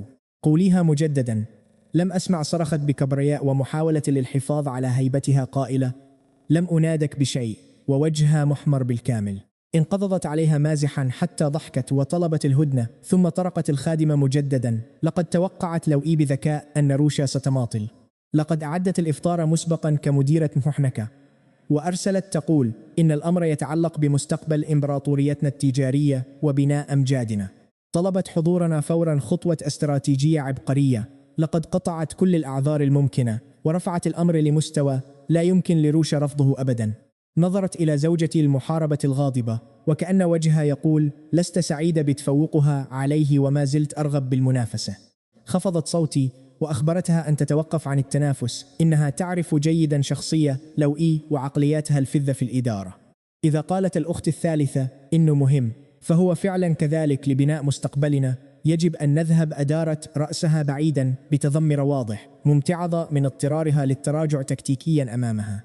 أنا لا أتنافس معها. سحبتني روشة بقوة إلى مكان لوئي، ممسكة بيدي طوال الطريق وترمقني بنظرات حادة كالسيف. كانت تغرق في رغبة إثبات الذات، وكأنها تستعد لخوض معركة مصيرية لإثبات قيمتها. لكن بيني وبينكم أعجبني ذلك حقا، فهذه المحاربة الشرسة لا تظهر حمايتها ودعمها القوي إلا عندما تشعر بوجود منافسة.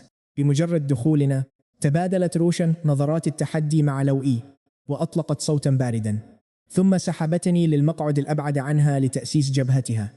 بدأت روشيا بفرض سيطرتها على الطاولة، تنادي زوجها بصوت مسموع وتملأ طبقه باللحم، مدعية بكل ثقة أنه يحتاج للطاقة بعد ليلة شاقة. كانت توجه نظرات حادة نحو اللوي وتطلق تعليقات مبطنة حول أولئك الذين يستيقظون مبكرا، لتثبت مكانتها كزوجة تملك زمام الأمور. بينما كاد الزوج يختفي من الإحراج، كانت هي تعلن سيطرتها المطلقة على الغرفة بأكملها دون أي تردد أو خجل. لكن لوي بذكائها الحاد لم تبتلع الطعم أبدا. اكتفت لوي بابتسامة هادئة وأظهرت تأثرا مصطنعا، قائلة إنها أعدت الإفطار لإدراكها مدى إرهاقهما. لقد ركزت على كلمة إرهاق بأسلوب ذكي يجمع بين التعاطف والمكر التكتيكي. هجوم روشيا اصطدم بقطن، لم تجد أي ثغرة حقيقية لتبدأ القتال، مما زاد من إحباط هذه المحاربة الشرسة. دعونا نلاحظ ما حدث هنا. اتقطت عينا روشية ثاقبتان شيئا غريبا متتطابقان تماما من الدجاج الأبيض المقطع وضعا على الطاولة. أدرك الزوج الأمر فورا. كانت لوي المديرة العبقرية تجري اختبارا عمليا للمقارنة. إنها الطريقة الأذكى لإثبات قيمة ما ابتكروه أمس. لوي تدرك أن التجربة العملية المباشرة أقوى من 1000 كلمة وأي تبرير. خطوة عبقرية ومذهلة. حتى الزوج قرر في سرة أن يتعلم من هذا التكتيك الاستثنائي. أخذ الزوج دور الداعم فقط، حيث الطقط قطعت من الطبق الأول وقدمها لروشيا لتتذوقها. تناولتها روشيا أمام لوي لتحافظ على كبريائها وموقفها مضغت، ثم هزت كتفيها قائلة إنه مجرد الدجاج عادي، لا شيء مميز فيه. ثم قدم لها قطعة من الطبق الثاني من قضمة واحدة. اتسعت عيناها بذهول نكهة نقية مذهلة وانفجار حقيقي للطعم الخالص، بلا أي مرارة أو شوائب، مجرد ملوحة مثالية ارتقت بطعم الدجاج إلى مستوى آخر تماما. لم تصدق هذه القائدة الفذة ما تتذوقه التقطت قطعة أخرى بنفسها لتتأكد نفس النتيجة. كيف يمكن أن يكون الفارق بهذا الحجم؟ سألت بذهول عن هوية الطباخ الجديد، لكن لوي أجابتها بهدوء ويسرة تامة، وذكرتها بما حدث في المطبخ بالأمس. قالت لوي: لقد ابتكرنا ملح الثلج الأبيض. هنا اتضحت الصورة لروشيا، إنه الملح الذي تجاهلته أثناء ثورتها وغضبها يوم أمس. خطة العمل التي حاولت لوي المديرة الذكية شرحها بينما كانت روشيا مشغولة بفرض الانضباط على زوجها. كل شيء كان يدور حول هذا. اتفتت لتحدق في زوجها غير مصدقة الرجل الذي كانت تطارده في أنحاء القصر كالمجرم. ابتكر بهدوء شيئا قادرا على إعادة تشكيل الإمبراطورية التجارية الغذائية بأكملها من العدم. وقفت روشيا متجمدة تماما، ووجهها يتبدل بين الحمراء والشحوب. عندما فهمت كل شيء تذكرت ركلها لباب المطبخ وتجاهلها للملح الذي عرضته لوي، ثم قضاءها الساعة الماضية في توجيه تعليقات لاذعة لشريكتها. بعد تذوق الفارق الهائل بين الملح العادي وملح الثلج، أدركت هذه القائدة القوية أن غيرتها كانت مجرد تصرف تافه ولا يليق بها. ثم فعلت شيئا أذهل الجميع، وقفت بثبات والتفتت نحو لوي وانحنت بعمق ب90 درجة لتقدم اعتذارا يليق بامرأة تعرف معنى الشرف. كان صوتها صارما لكنه صادق تماما. اعترفت بكل شجاعة بأنها كانت مندفعة ومخطئة في اتهاماتها. سارعت لوي لمساعدتها على الوقوف، متأثرة ومبتسمة في آن واحد. هذه هي شخصية روشيا باختصار، شامخة ومتمردة، لكنها عندما تدرك خطأها تتحمل مسؤوليته بشجاعة نادرة ودون أي تردد. اعتدلت روشيا في وقفتها ورمقت زوجها بنظرة حادة تعني بوضوح: إياك أن تزعج أختي الثالثة. ثم أعلنت ذهابها للإشراف على التدريب الصباحي للجيش، وخرجت بخطوات سريعة وحازمة لتخفي إحراجها خلف قناع الانضباط العسكري. وبمجرد خروجها تغيرت أجواء الغرفة بالكامل لتأخذ طابعا مختلفا. صبت لوي الشاي بأناقتها المعتادة، ومازحت الزوج حول قدرته العجيبة على ترويض ملكة الجليد وجعلها تستمع إليه بهذه الطريقة الاستثنائية. مازحها الزوج بأن كل ما يفعله هو تفان خالص لخدمة عائلة لين، لكن هذه المديرة الذكية لم تصدق كلمة واحدة من هذا الهراء. لنلق نظرة على ما تفعله الآن. تحولت ملامحها للجدية، فقد سهرت طوال الليل تعمل قادته إلى مكتبها الذي بدا وكأن إعصارا قد ضربه. أوراق وسجلات وحسابات متراكمة، ففي كل مكان فردت خريطة ضخمة. وبدأت هذه العقلية التجارية في تحليل الوضع بدقة. أوضحت أن ملح مدينة الرياح السوداء تحتكره عائلة تشون، حيث يبيعون منتجا رديئا ومر ب5 أضعاف سعره الطبيعي، إما أن يدفع الناس أو يأكلوا طعاما بلا طعم. وأكدت أن تدمير عصابة باتيان لم يمس سوى قمة جبل الجليد في العالم السفلي، لذا فإن بيع ملح الثلج سيعني اقتحام منطقة نفوذ أضخم بكثير. شرحت لوي ببراعة أن مدينة الرياح السوداء تتبع الإمبراطورية نظريا، لكنها فعليا أرض بلا قانون تتحكم فيها 4 عصابات قوية. جمعية التنين الأخضر شرقا تدير المنائم، بينما يتحكم معقل الذئب الأبيض غربا في طرق التجارة وتصريف البضائع للقبائل الهمجية. وقاعة طائر الفينيك الأحمر في الجنوب تدير دور القمار والترفيه، والأهم شبكات الاستخبارات. أما عصابة النمر الأسود شمالا فتسيطر على أكثر أسلسلة ربحية على الإطلاق: الملح والحديد. العصابة التي سحقوها سابقا كانت مجرد كلب ضال، لكن عصابة النمر الأسود هي وحشك كاسر وحقيقي. بيع ملح الثلج لن يزعجهم فقط، بل سيكون بمثابة نبش لقبور أجدادهم وضربة قاصمة لشريان حياتهم الاقتصادي. أكدت بصرامة على ضرورة الاستعداد للأسوأ، فقد ينتهي بهم المطاف موتى دون أن يتبقى منهم شيء ليدفن. نظرت إليه مباشرة وسألته: هل أنت خائف؟ لقد كشفت هذه المرأة الحديدية كل المخاطر، ليس لتخيفي بل لتختبر معدنة الحقيقي. ماذا نعتقد نحن؟ لقد أرادت أن تعرف إن كان رجلا يستحق أن يقف بجانبها في هذه اللعبة الخطرة، بينما كانت نيران الطموح تشتعل في عينيها. التوتر، الأمل، وجنون المجازفة بكل شيء. الملح قد يجعل عائلتنا ثرية، والحديد سيمنحنا القوة المطلقة في هذه المعركة. بهما معا سنمتلك أخيرا قوة حقيقية في هذه المدينة التي تلتهم الضعفاء. نظرت إلى إصبعها الذي يخطط الخريطة بثقة وابتسمت: خائف أيتها الأخت الثالثة، أخشى فقط ألا تكون اللعبة حماسية بما يكفي. حينها تبدلت نظرة عيها الحادة، رأت في داخلي نفس التعطش للنجاح الذي يحترق بداخلها، ليس خوفا بل حماس نقي. أدركت حينها أنها وجدت حليفها الحقيقي. جيد، قالتها وهي تأخذ نفسا عميقا. كان حضورها يشتعل بعزيمة. لا تلين مستوى ثقتها بي في هذه الشراكة ارتفع فورا. دعوني أخبركم، في الأيام التالية تعلمت المعنى الحقيقي للشركة الاستثنائية. سرعة لويزي في إدارة الأعمال كانت مرعبة حقا.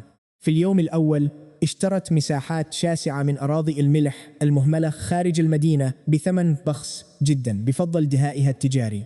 في اليوم الثاني جمعت أفضل الحرفيين لبناء ما رسمته في مخططاتها الدقيقة التي سهرت عليها طوال الليل.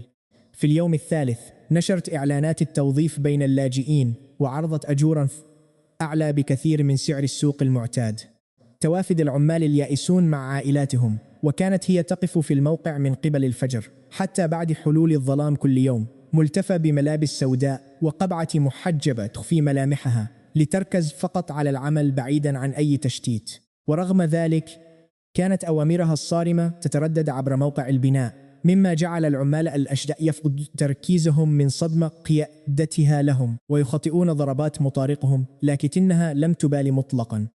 كانت مشغولة بتعديل المخططات وتوجيه البنائين ومساومة الموردين، حتى خفضت الأسعار لدرجة كادت تبكيهم. بينما أصبحت أنا أكسل شريك في العالم. روتيني اليومي اقتصر على الجلوس تحت خيمتها على مقعد صغير، أستمتع بشرب عصير الخوخ البارد، أدعو نفسي حارسها الشخصي ومستشارها التقني، وأقدم لها الشراب قائلا إن عقلها المدبر ومهارات القيادية هما بلا شك أثمن أصول هذا المشروع بأكمله. أمرتني بصرامة أن أتفقد خزانات المياه بدلا من الثرثرة الفارغة، لكنني أخبرتها بثقة أنني لا أستطيع ترك موقعي. ماذا لو أصيبت بضربة شمس من فرطة إرهاقها واحتياجها للمساعدة؟ كانت منزعجة جدا من تدخلي لدرجة أنها تجاهلتني تماما. الحياة كانت مثالية، هي تبني إمبراطورية اقتصادية، وأنا أراقب نجاحها في هذه الأثناء. في المنطقة الشمالية كان هناك من يغلي غضبا. تشون وأنجين، زعيم عصابة النمر الأسود، جلس في قصره يلمع كرتين من الجوز، يشاع أنهما نقعة في دهون أعدائه الذين سحقهم. ابنه الأحمق تشين تشونغ سخر من مشروعنا واعتبرنا مجرد منفيين نلعب في التراب ولا نشكل أي جديد حقيقي. لكن العجوز أخرسه بحزم لم يكترث لمدى نجاح تجارتنا، فالأهم بالنسبة له كان أن تجارة الملح بأكملها لكه وحده. هكذا كان الحال دائما، وأي شخص يفكر مجرد تفكير في المساس بها فإنه يكسر قواعده بوضوح. الملح والحديد كأن خطة الأحمر المطلق، وهما حجر الأساس لقوته وسيطرته على المنطقة الشمالية بأسرها. عندما تطوع ابنه لتدمير موقعنا بالكامل وتحطيم عظامنا، نعته العجوز بالغباء وسوء التقدير. هم يعتبرون أنفسهم رجال أعمال لا بلطجية شوارع، وكل تحرك عنيف يتطلب مبررا مقنعا. استدعى ظلا قاتلا يدعى الإنصال الثلثاهة وأعطاه أوامره الصارمة: اذهب لزيارة مسطحات الملح غدا. أخبر عائلة لين أن عليهم دفع رسوم الحماية، وأفهمهم جيدا أن هناك أشياء لا يحق لهم الاقتراب منها. لو كنت ذكيا لهدمت الموقع بنفسي وعدت أعيش كسيد شاب بلا فائدة. لكن صدقوني، لو لم نتعامل مع هذا التهديد بذكاء لكان مصيرنا البقاء في تلك الأرض الملحية للأبد، مدفونين تحت ترابها. في تلك الليلة وخلال الرحلة العودة كانت لويزي منهكة تماما. غطت في نوم عميق بجانبي، خلعت ملابس العمل الشاقة وقناعها، وانعكس ضوء القمر على فسآنها الأبيض كاشف إرهاقها.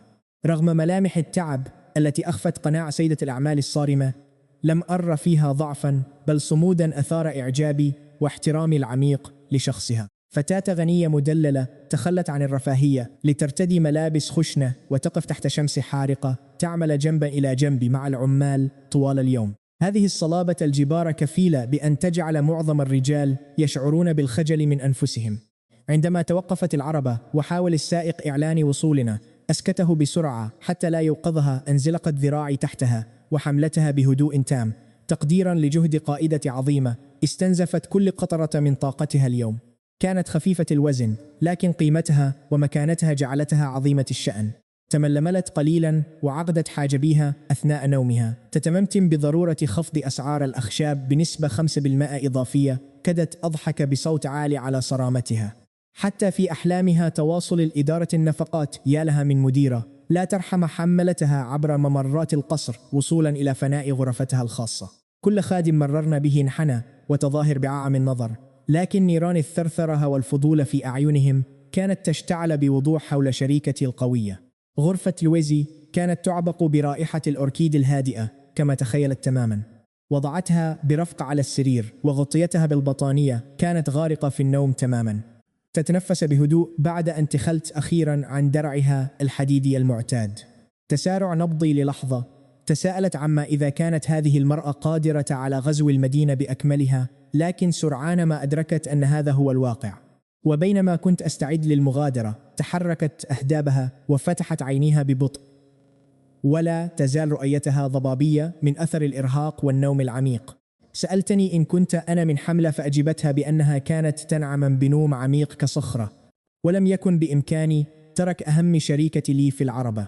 ضحكت بخفوت بدلا من أن تغضب، ثم تمددت بنشاط مفاجئ وقالت إنها ستكافئني على مساعدتي. اعتقدت لوهلة أنها ستمنح نفسها يوم عطلة، لكن بدلا من اختيار الراحة المعتادة أخرجت مخططات عمل مطوية من سترتها وربتت على السرير بجوارها لتبدأ في شرح خطوتنا التالية.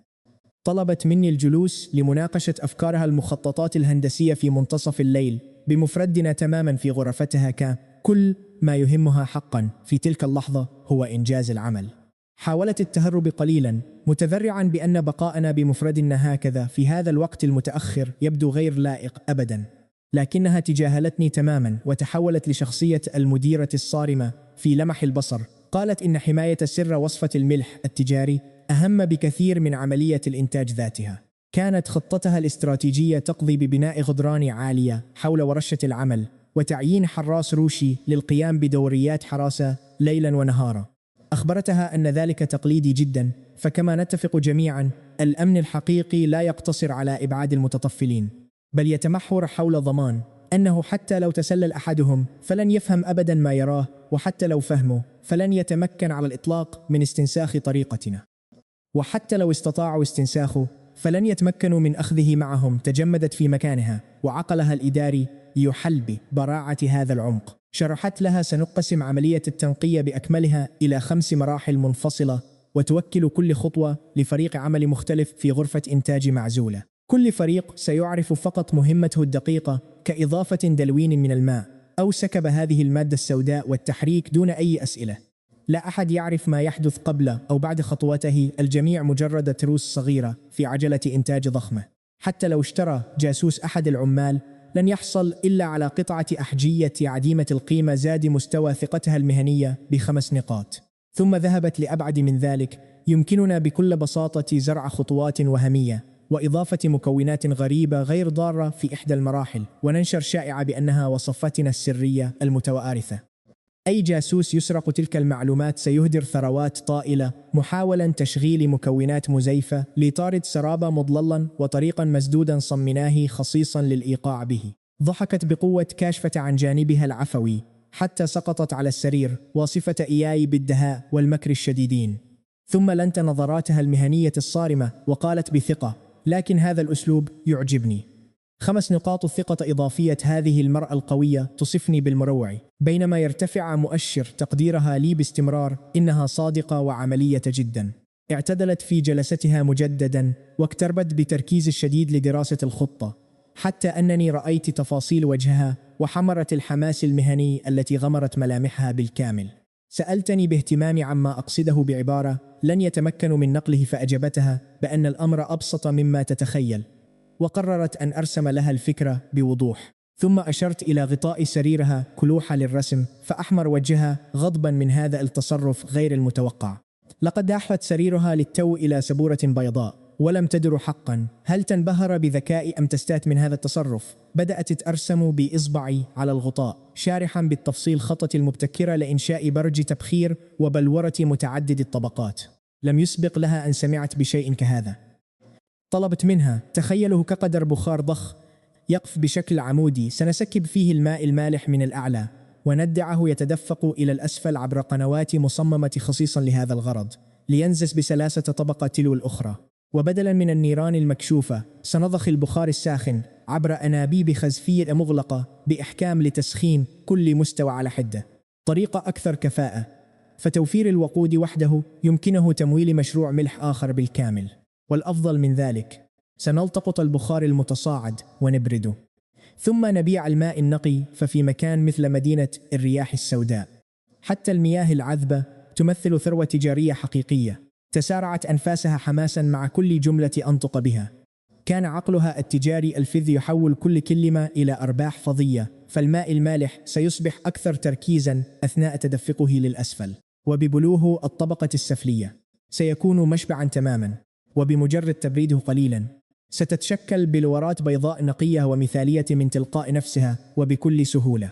دعونا نتأمل العبقرية الحقيقية لهذه الخطة، ألا وهي الجانب الأمني. فالهيكل الداخلي للبرج سيكون معقدا للغاية. زوايا دقيقة، أحجام أنابيب محددة، وأجزاء خزفية مخصصة لا يمكن شراؤها من أي مكان آخر. حتى لو سرق المنافسون عمالنا أو فككوا البرج بأكمله فلن يكتشفوا أبدا طريقة عمله. هذا ما يبدو عليه الحاجز التقني الحقيقي والمنيع حقا. حدقت بي مندهشة من براعة التخطيط، ثم وصفتني بوحش الأعمال. غمزت لها فتثاءبت، وعيناها تدمعان من كثرة العمل وشدة الإرهاق. بدأ رأسها يتدلى حتى استقر على كتفي، واستسلمت للنوم هناك مثقلة بمسؤولياتها القيادية الضخمة. لفت ذراعيها حول خصري دون وعي منها. كل خلية في جسدي كانت تصرخ لأفعل شيئا، لكنها كانت منهكة تماما من أعبائها كقائدة، واستغلال هذا التعب الشديد لم يكن من شيمي. لذا استلقيت بجوارها بهدوء تام، مقنعا نفسي بأنني سأريح عيني لدقيقة واحدة فقط لا غير. رائحة الأوركيد العبقة ودفء المكان سحباني للنوم سريعا. حلمت أنني كنت ضائعا في صحراء قاحلة، الدور جوعا وأكاد أموت من شدة العطش. فجأة وجدت جدولا مائيا وبجانبه شيء دائري وناعم وذو رائحة زكعك بخار كبيرة وشهية جدا. كنت أقضمها بسعادة حتى طارت فجأة، ثم صفعني شيء بارد بقوة مباشرة على وجهي. استيقظت وجنتي تؤلمني بشدة إثر رد فعلها الدفاعي الصارم. لقد حل ضوء النهار. الساطع غادرت لأي السرير كعادتها النشيطة، ولم يتبق سوى دفئها وعطرها. وجدتها في الغرفة الخارجية تتناول عصيدة الإفطار. كان هناك وجبتي إفطار. لقد جهزت واحدة لي كشريكة مهتمة لفتة لطيفة وعملية. منها جلست وبدأت في تناول الطعام بهدوء. لم تكن تنظر إلي أو تتحدث معي. صمت مطبق. حاولت كسر الجليد وسألتها عن سبب عدم إيقاظي في الصباح لننجز أعمالنا، فردت بحدة مستخدمة كلماتي السابقة ضدي. قالت: لقد نمت مثل الخنزير حتى صوت الرعد لم يكن ليوقظك أبدا. هل كان علي سحبك من السرير وإطعامك بيدي؟ ذكية جدا، تستخدم عباراتي ضدي ببراعة، لكن شيئا ما بدا غير طبيعي في تصرفها. كانت عيناها تتهربان من نظراتي باستمرار، وكانت وجنتاها تكتسيان بمسحة وردية مثيرة للشك رغم صرامتها المعتادة. أدركت أنه يجب علي تلطيف الأجواء بشأن نومي بالخطأ في سريرها. بدأت حديثي قائلا بخصوص الليلة الماضية. صفعة. دعونا نرى ما حدث هنا. ضربت الطاولة بعيدان الطعام ونهضت بصرامة معلنة انتهاء وجبتها، ثم غادرت الغرفة بخطوات حازمة. جلست هناك مذهولة من قوة شخصيتها. كل ما حدث هو أننا نمنا من الإرهاق. كانت هي من تمسكت بي. لم أفهم سبب غضبها الشديد حينها. شعرت بألم خفيف في خدي مجددا. تلك الصفعة التي تلقيتها في حلمي لم تكن مجرد حلم، أليس كذلك؟ مهلا، هل حدث شيء الليلة الماضية وتلاشى من ذاكرتي تماما؟ شيء يتعلق بكعكة مطهوة على البخار، لكنها لم تكن كعكة فعلية بصراحة. لم يكن لدي أي فكرة عما كان يجري حولي. عقول النساء القياديات معقدة حقا. كانت الرحلة نحو حقل الملح هادئة للغاية. أدارت لويزي ظهرها لي طوال الوقت، وظلت تحدق من النافذة بصمت تام. لم أتمكن أبدا من تحديد الخطأ الذي ارتكبته. أقسم أنني لم أزعجها الليلة الماضية. كان مجرد نوم عميق من التعب. ربما كنت أشخر أو أتحدث أثناء نومي، لم أعرف السبب أبدا. وبما أنه لم يكن لدي خيار الآخر، فتحت نظامي. كانت صورة لويزي لا تزال الباهتة، لكنها انفجرت فجأة بضوء ذهبي ساطع. لقد تم تفعيل لوحتها أخيرا. يبدو أن نقاشاتنا العملية الليلة الماضية والعمل الشاق معا قد رفعا مستوى الثقة بيننا. ظهرت صورتها بوضوح. ظهرت لويزي جالسة بتركيز شديد، تراجع السجلات المالية تعض على قلمها، غارقة تماما في التفكير والتخطيط لإدارة إمبراطوريتنا التجاري بذكاء حاد. لوحة تجسد العبقرية إحصائياتها أظهرت ذكاء استثنائيا ومستوى ثقة يبلغ 68 تحت اسم الشراكة المتينة. مهبتها سميت بالقلب الكريستالي، وكان تأثيرها مذهلا بحق. عيون ثاقبة قادرة على رؤية جوهر كل شيء بوضوح، إدراك تدفق الثروات وكشف أي خداع. لكن عندما قرأت شرط التفعيل الخاص بها كدت أفقد صوابي من الصدمة. كان علي أن أجعل لويزي تغسل قدمي وتقول: هل حرارة الماء مناسبة؟ هل فقد هذا النظام عقله تماما؟ إنها ملكة التجارة المستقبلية العظيمة لمدينة الرياح السوداء، امرأة تمتلك كل هذه السلطة والذكاء. إن وضعت قدمي أمامها وطلبت منها غسلهما فلن تستخدم الماء الدافئ أبدا. ستسكب الماء المغلي بابتسامة باردة وتسألني بسخرية إن كان مريحا بما يكفي. بدأت أتعرق من الفكرة، لكنني قررت أن أجرب أسلوبا غير مباشر. أخبرتها إن إشرافها المستمر على موقع البناء مرهق جدا، وعرضت عليها أن أجهز لها الماء الساخن الليلة لترتاح من عناء القيادة. أردت أن أقدم لها تدليك مريحا. خطتي كانت كالتالي: أساعدها أولا تقديرا لجهودها، ثم قد ترد الجميلة: يبدو هذا منطقيا جدا، أليس كذلك؟ نظرت إلي كامرأة حازمة وكالت كلمتين: لا أريد، ثم عادت لتحدق من النافذة بثبات حسنة. كسب احترامها سيستغرق بعض الوقت. في حقل الملح تحولت تماما تاشة تلك المرأة الهادئة في العربة، لتحل محلها ملكة الأعمال الصارمة والقائدة الحقيقية. سارت بثقة عبر الموقع، تراقب أعمال قطع الحجارة وإمدادات الأخشاب وتقدم البناء. كانت تطرح أسئلة دقيقة جعلت رئيس العمال الضخم يومئ برأسه إعجابا بمهارتها. تابعتها من الخلف منبهرا بحقي. لو اضطررت لإدارة كل هذا بنفسي لانفجر رأسي. أدركت حينها أن القيادة تحتاج لنساء قويات ومحترفات مثلها. كنت أومأ برأسي موافقا، عندما قاطع الصوت خشن فجأة ضجيج البناء القادم من المدخل الرئيسي. فليتوقف الجميع عما تفعلونه فورا. مزق هذا الصوت الخشن هدوء موقع البناء الذي تديره. ركل أحد البلطجية كومة من الأخشاب، مما أدى لإصابة عامل مسن. ثم دخل حوالي 15 رجلا مسلحا بالشفرات يتبخترون كأنهم يملكون المكان. خيم صمت مميت على الموقع بأكمله. تراجعت لويزي نحوي بذكاء وأمسكت بطرف كمي لتنبيهي. شعرت بحذرها وتقييمها للموقف. قائدهم كان رجلا نحيفا بندبة تشبه حريش البحر على وجهه. إنه المدعو ذو الشفروفة الثلاث، أحد منفذ عمليات تشون ووانجين. تفحصني بنظراته ولم يتأثر بملابس نظيفة ووجهي الشاحب. ظن أنني مجرد فتى غني مدلل وضعيف. غرس سكينه بقوة في الأرض أمامي وسألني بنبرة حد إن كنت أنا لين مو. بقيت جالسا على مقعدي الصغير في قمة الهدوء، وعرضت عليه بعض عصير البرقوق البارد. شتمني أحد أتباعه فورا: أوقفه ذو الشفرات الثلاث. ثم أعلن أن هذه أرض عصابة النمر الأسود. الأوراق الرسمية لا تعني شيئا هنا. إذا أردنا مواصلة البناء فعلينا دفع أموال حماية تبلغ 1000 قطعة فضية يوميا. شهق العمال بصدمة. لم تكن هذه رسوما بل سرقة علنية.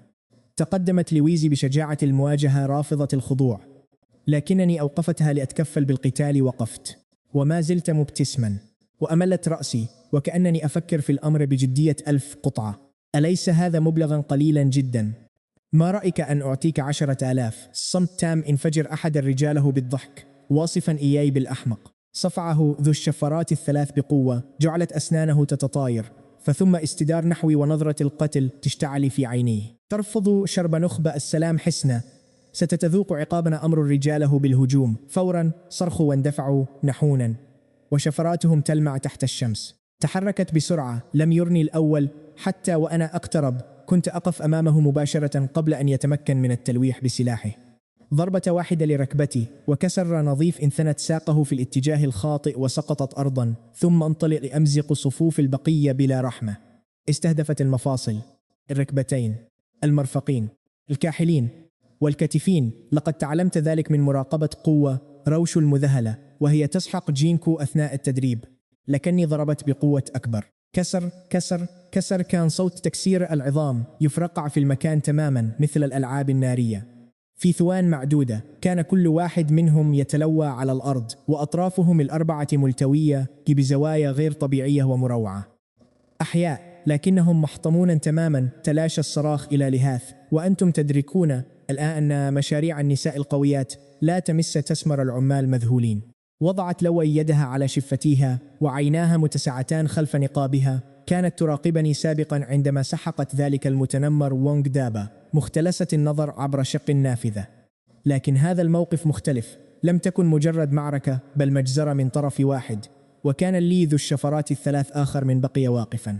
تبدلت سخرية هذا الرجل الواثق برعب خالص. تراجع إلى الخلف وتلعثم متوسلا: ألا أقترب منه أكثر؟ تقدمت نحوه دون أن أنبس بكلمة، ودهست ركبته اليمنى بقوة. انثنت إلى الخلف متخذة شكل حرف في. صرخ من الألم وسقط أرضا، لكن يده امتدت بغريزة نحو ظهره.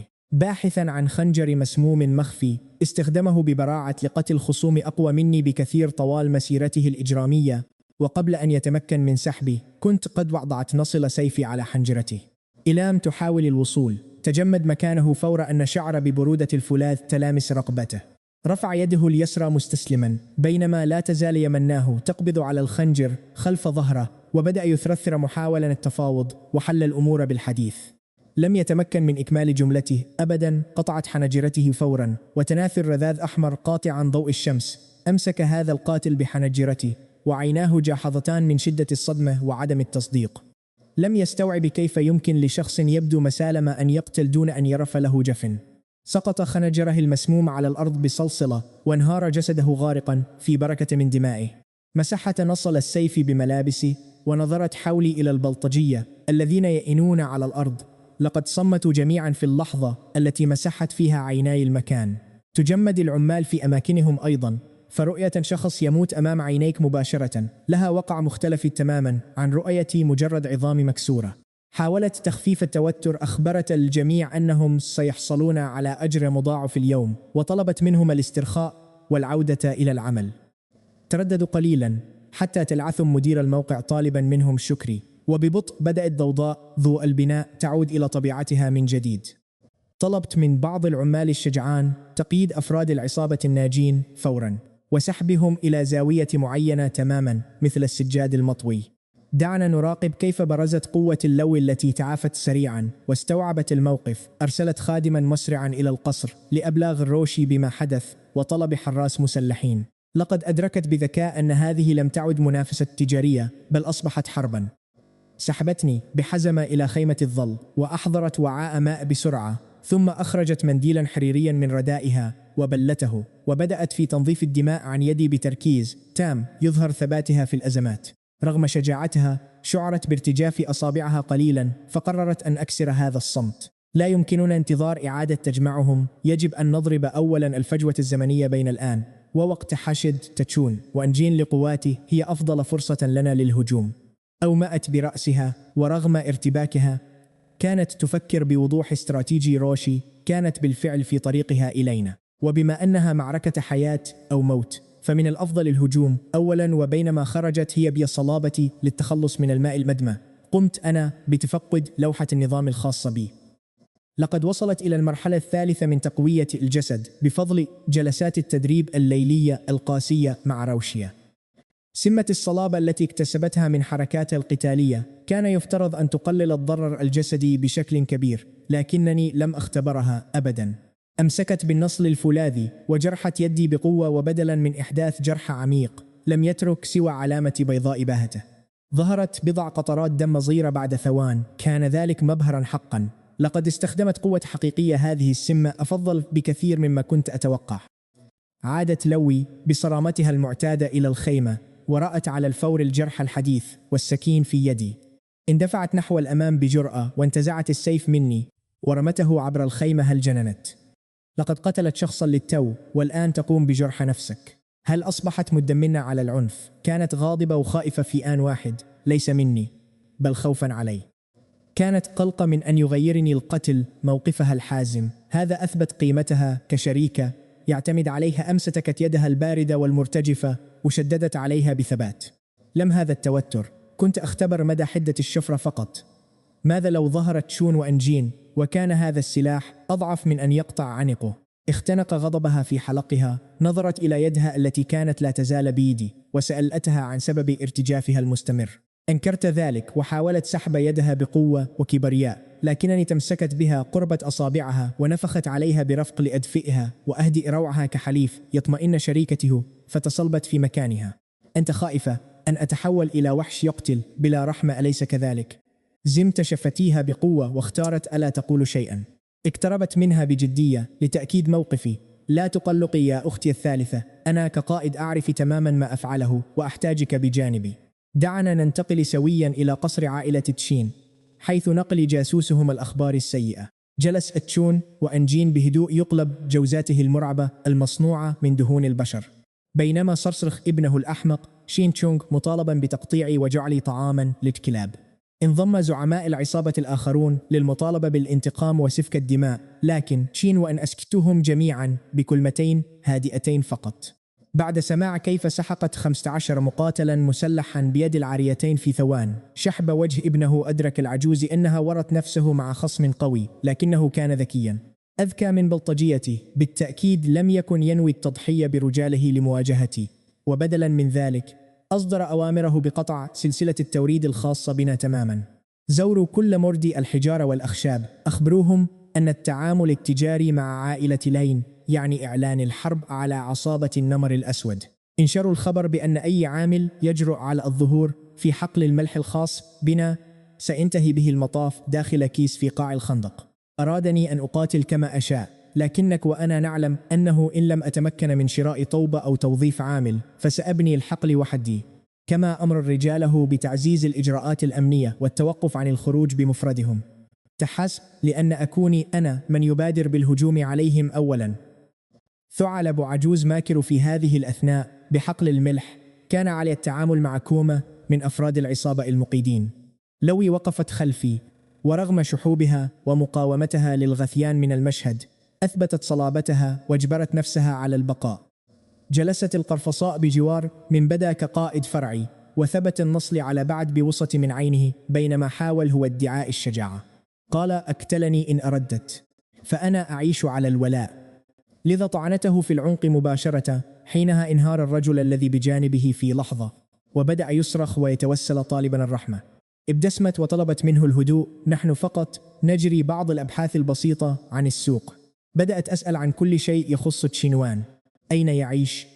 عدد حراسه؟ مواعيد تغيير وردياتهم؟ طعامه المفضل؟ وحتى إن كان يشخر. الرجل اعترف بكل شيء: قصر شارع جو، مائة حارس، تغيير الورديات كل ساعتين، يحب لحم الخنزير المطهو ويشخر كالرعد. بمجرد أن تحدث أحدهم تسابق الباقون للاعتراف بأسرع ما يمكن. مجرد التلويح بالسكين جعلهم يتسابقون ويتعثرون ببعضهم لتقديم المعلومات الطواعية. هناك وكر كمار السر في المنطقة الجنوبية 3 مستودعات مخفية، أحدها في معبد مهجور، والثاني في الأرصفة، والأخير داخل القصر، والأبن كان زير نساء. القائد الثالث سكير، والقائد الخامس يفضل الرجال. لقد كشفوا كل أسرار عصابة النمر الأسود وقلبوها رأسا على عقب. لوي وقفت خلفي مصدومة في البداية، لكن دعونا نلاحظ هذا معا. فمع تدفق المعلومات بدأت عيناها تلمعان بذكاء. عقلها التجاري الفذ بدأ بالفعل في فرز الفوضى وتحديد نقاط الضعف واقتناص الفرص ببراعة لا مثيل لها. ثم تحدثت بصوت حاد وواضح تماما: انتظروا. لوي ركزت على البلطجية الإسرة وكأنها مدققة حسابات محترفة تدير عملية كبرى. بدأت تستجوبهم بصرامة عن الكازينو السري والتدفق النقدي الشهري، من يحتفظ بالدفاتر، شركاء العمل، والموقع الدقيق. الرجل بدا ضائعا تماما أمام دقتها. اقتربت وهمست لها بأننا يجب أن نؤسس شركة معا تتخصص في عمليات الاستحواذ العدائية نظرا لمهارتها الإدارية. نظرت إلي بجدية وطلبت مني لا توقف عن المزاح، لكني لاحظت أن التوتر في رأسها قد خف. وجودي بجانبها أزال ثقل الموقف، لكنها أثبتت قدرتها المذهلة على التكيف مع واقعنا القاسي بسرعة. ثم وصلت روشي كقائدة حقيقية مع 30 حارسا من النخبة، وبدت قلقة حتى تأكدت من سلامتنا. عندما رأت جثث العصابة في الزاوية حدقت بي بذهول، فرغم كونها محاربة متمرسة شهدت الكثير من المعارك الطاحنة، إلا أنها لم تعتد على رؤية وحشية بهذا المستوى المروع من قبل. اجتمعنا داخل الخيمة وعرضت عليها كل المعلومات الاستراتيجية التي انتزعناها من الأسرى. خطتي كانت حاسمة: يجب ألا ننتظر هجوم تشين، وإن جينا المضاد لنضربه أولا. سأستهدف مستودعية السريين الواقعين في المنطقة الغربية وعند الأرصفة. لوي أثبتت دهائها مجددا، وأضافت أنه يجب تدمير الكازينو السري لأنه يقع في منطقة قاعة العنقاء الحمراء، مما يعني أنه نقطة ضعف يمكننا استغلالها بذكاء. روشي الشجاعة أرادت الانقسام ومواجهة كل شيء معا، لكني طلبت منها قيادة الحراس نحو المستودعات لإحداث أكبر قدر ممكن من الفوضى والضجيج هناك. أما الكازينو فسأتولى أمره بمفردي.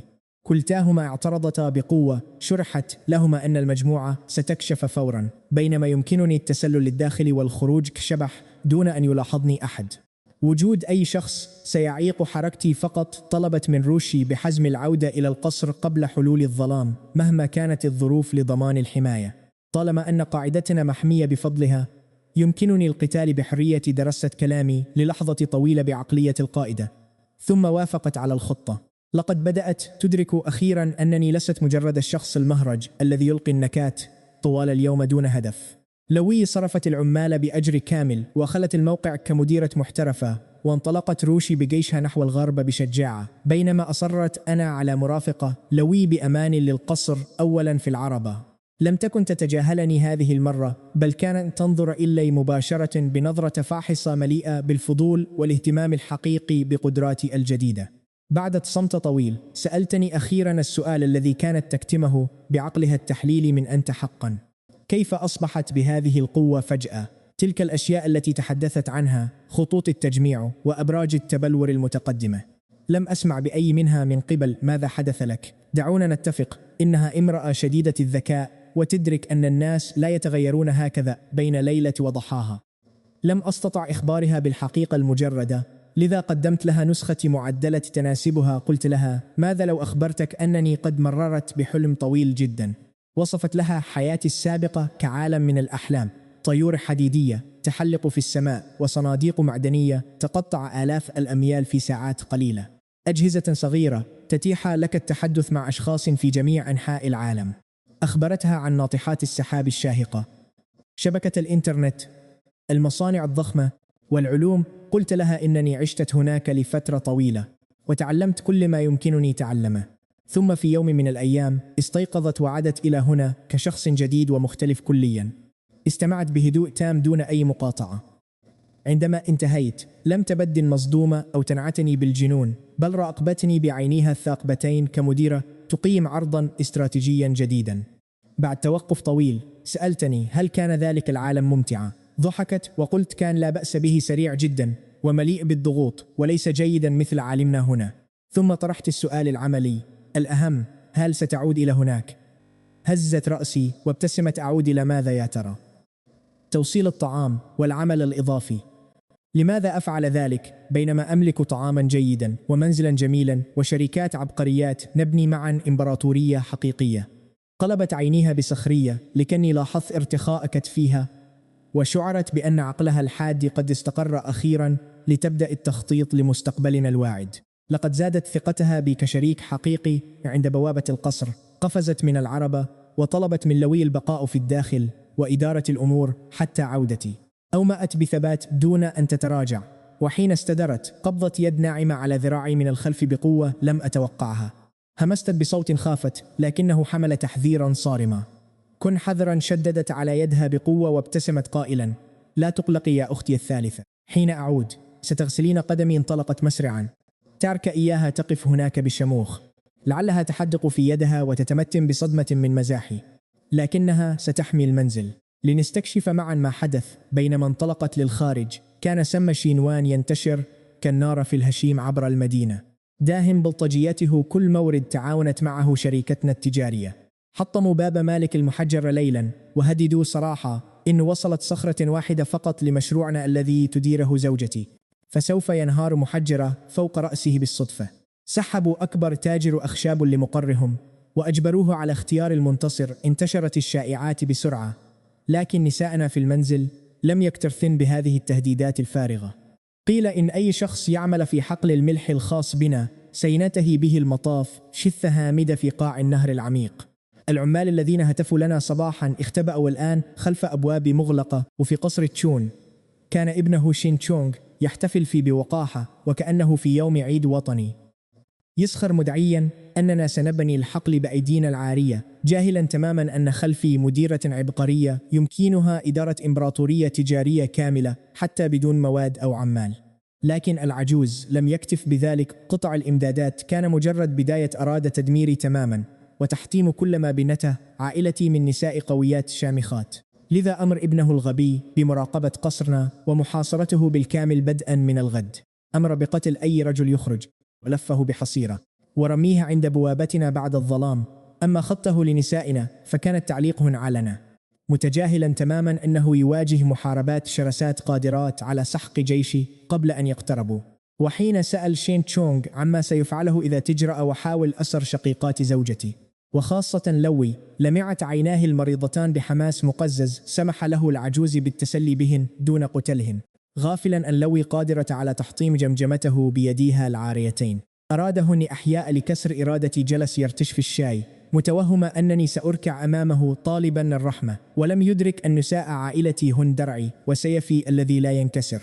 فجأة اقتحم رسول بابه بعنف وسقط على ركبتيه في حالة من الذعر الشديد.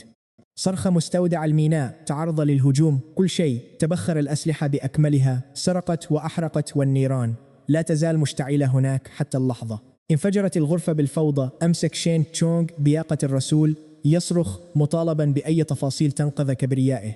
تعالت أصوات قادت العصابات مطالبين بالدماء ومهاجمة قصرنا المحصص بنسائنا فورا. ضربت شونا وإنجين بقبضته على الطاولة وأخرس الجميع تماما. أجبر نفسه على الهدوء بصعوبة بالغة وسأل إن كان هناك أي شيء آخر. أخرج الرسول المرتجف قطعة قماش ملطخة بالدماء، وجدت مثبتة على باب المستودع كتبت عليها عبارة ساخرة واضحة: شكرا لك أيها الزعيم. كاد العجوز أن يبصق الدم من القهر. لقد سرقنا أسلحته التي تكلف مئات الآلاف، وأحرقنا مستودعه بالكامل، وتركتنا رسالة شكر لتهزيم غروره المتضخم. لين مو، سأبيد سلالتك تمنيت لو كنت هناك لأرى وجهه، لكنني أثق تماما في قدرة زوجتي على تلقين جيشي درسا. جنجنون شين تشونغ حين رأى رسالتي الساخرة وأخذ يصرخ بهستيريا متوعد بطحني وتحويلي إلى أشلاء متناثرة، لكن العجوز أسكته وبدأ يفكر بوضوح. أدرك أخيرا أنني، وبدعم من عبقرية زوجة تكتيكية، لم أخطط أبدا للعب دور المدافع الضعيف.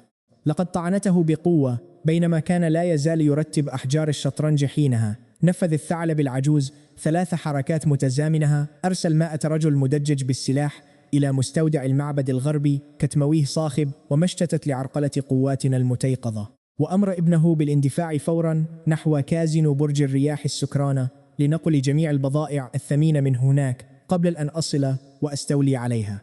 وقاد هو بنفسه بقية قواته المتبقية للزحف مباشرة نحو قصرنا المحصن ليذبح الجميع أثناء غياب مقاتلين. في هذه الأثناء كانت القائدة روشن تقود خيلها ببراعة نحو مستودع المعبد قبل أن يوقفها شيء ما. تذكرت كلمات عودي للقصر قبل الظلام. مهما حدث هنا تجلى حدثها الاستراتيجي كقائدة عسكريتي، ولمست الخطر بذكائها الفطري. أدارت حصانها بقوة وأمرت الجميع بالعودة للدفاع عن القصر. في هذا الوقت كنت كامنة في ظلال برج الرياح السكرانة أراقب المدخل الخلفي بحذر. وكما توقعت نسائي الذكيات، ظهر شين تشونغ برفقة 8 حراس شخصيين، جميعهم مقاتلون مدربون جيدا. دخلوا مسرعين ثم خرجوا بعد قليل ادفعون عربات محملة مغطاة بقماش ثقيل. ركزوا معي الآن، توجهوا للأزقة المظلمة، فتبعتهم كالدخان، وفي ممر ضيق مسدود بدأت في اصطيادهم من الخلف ببراعة، واحدا تلو الآخر، يد على الفم ثم كسر سريع للرقبة. أفعال حاسمة أخفاها تماما صوت عجلات العربات المتدحرجة.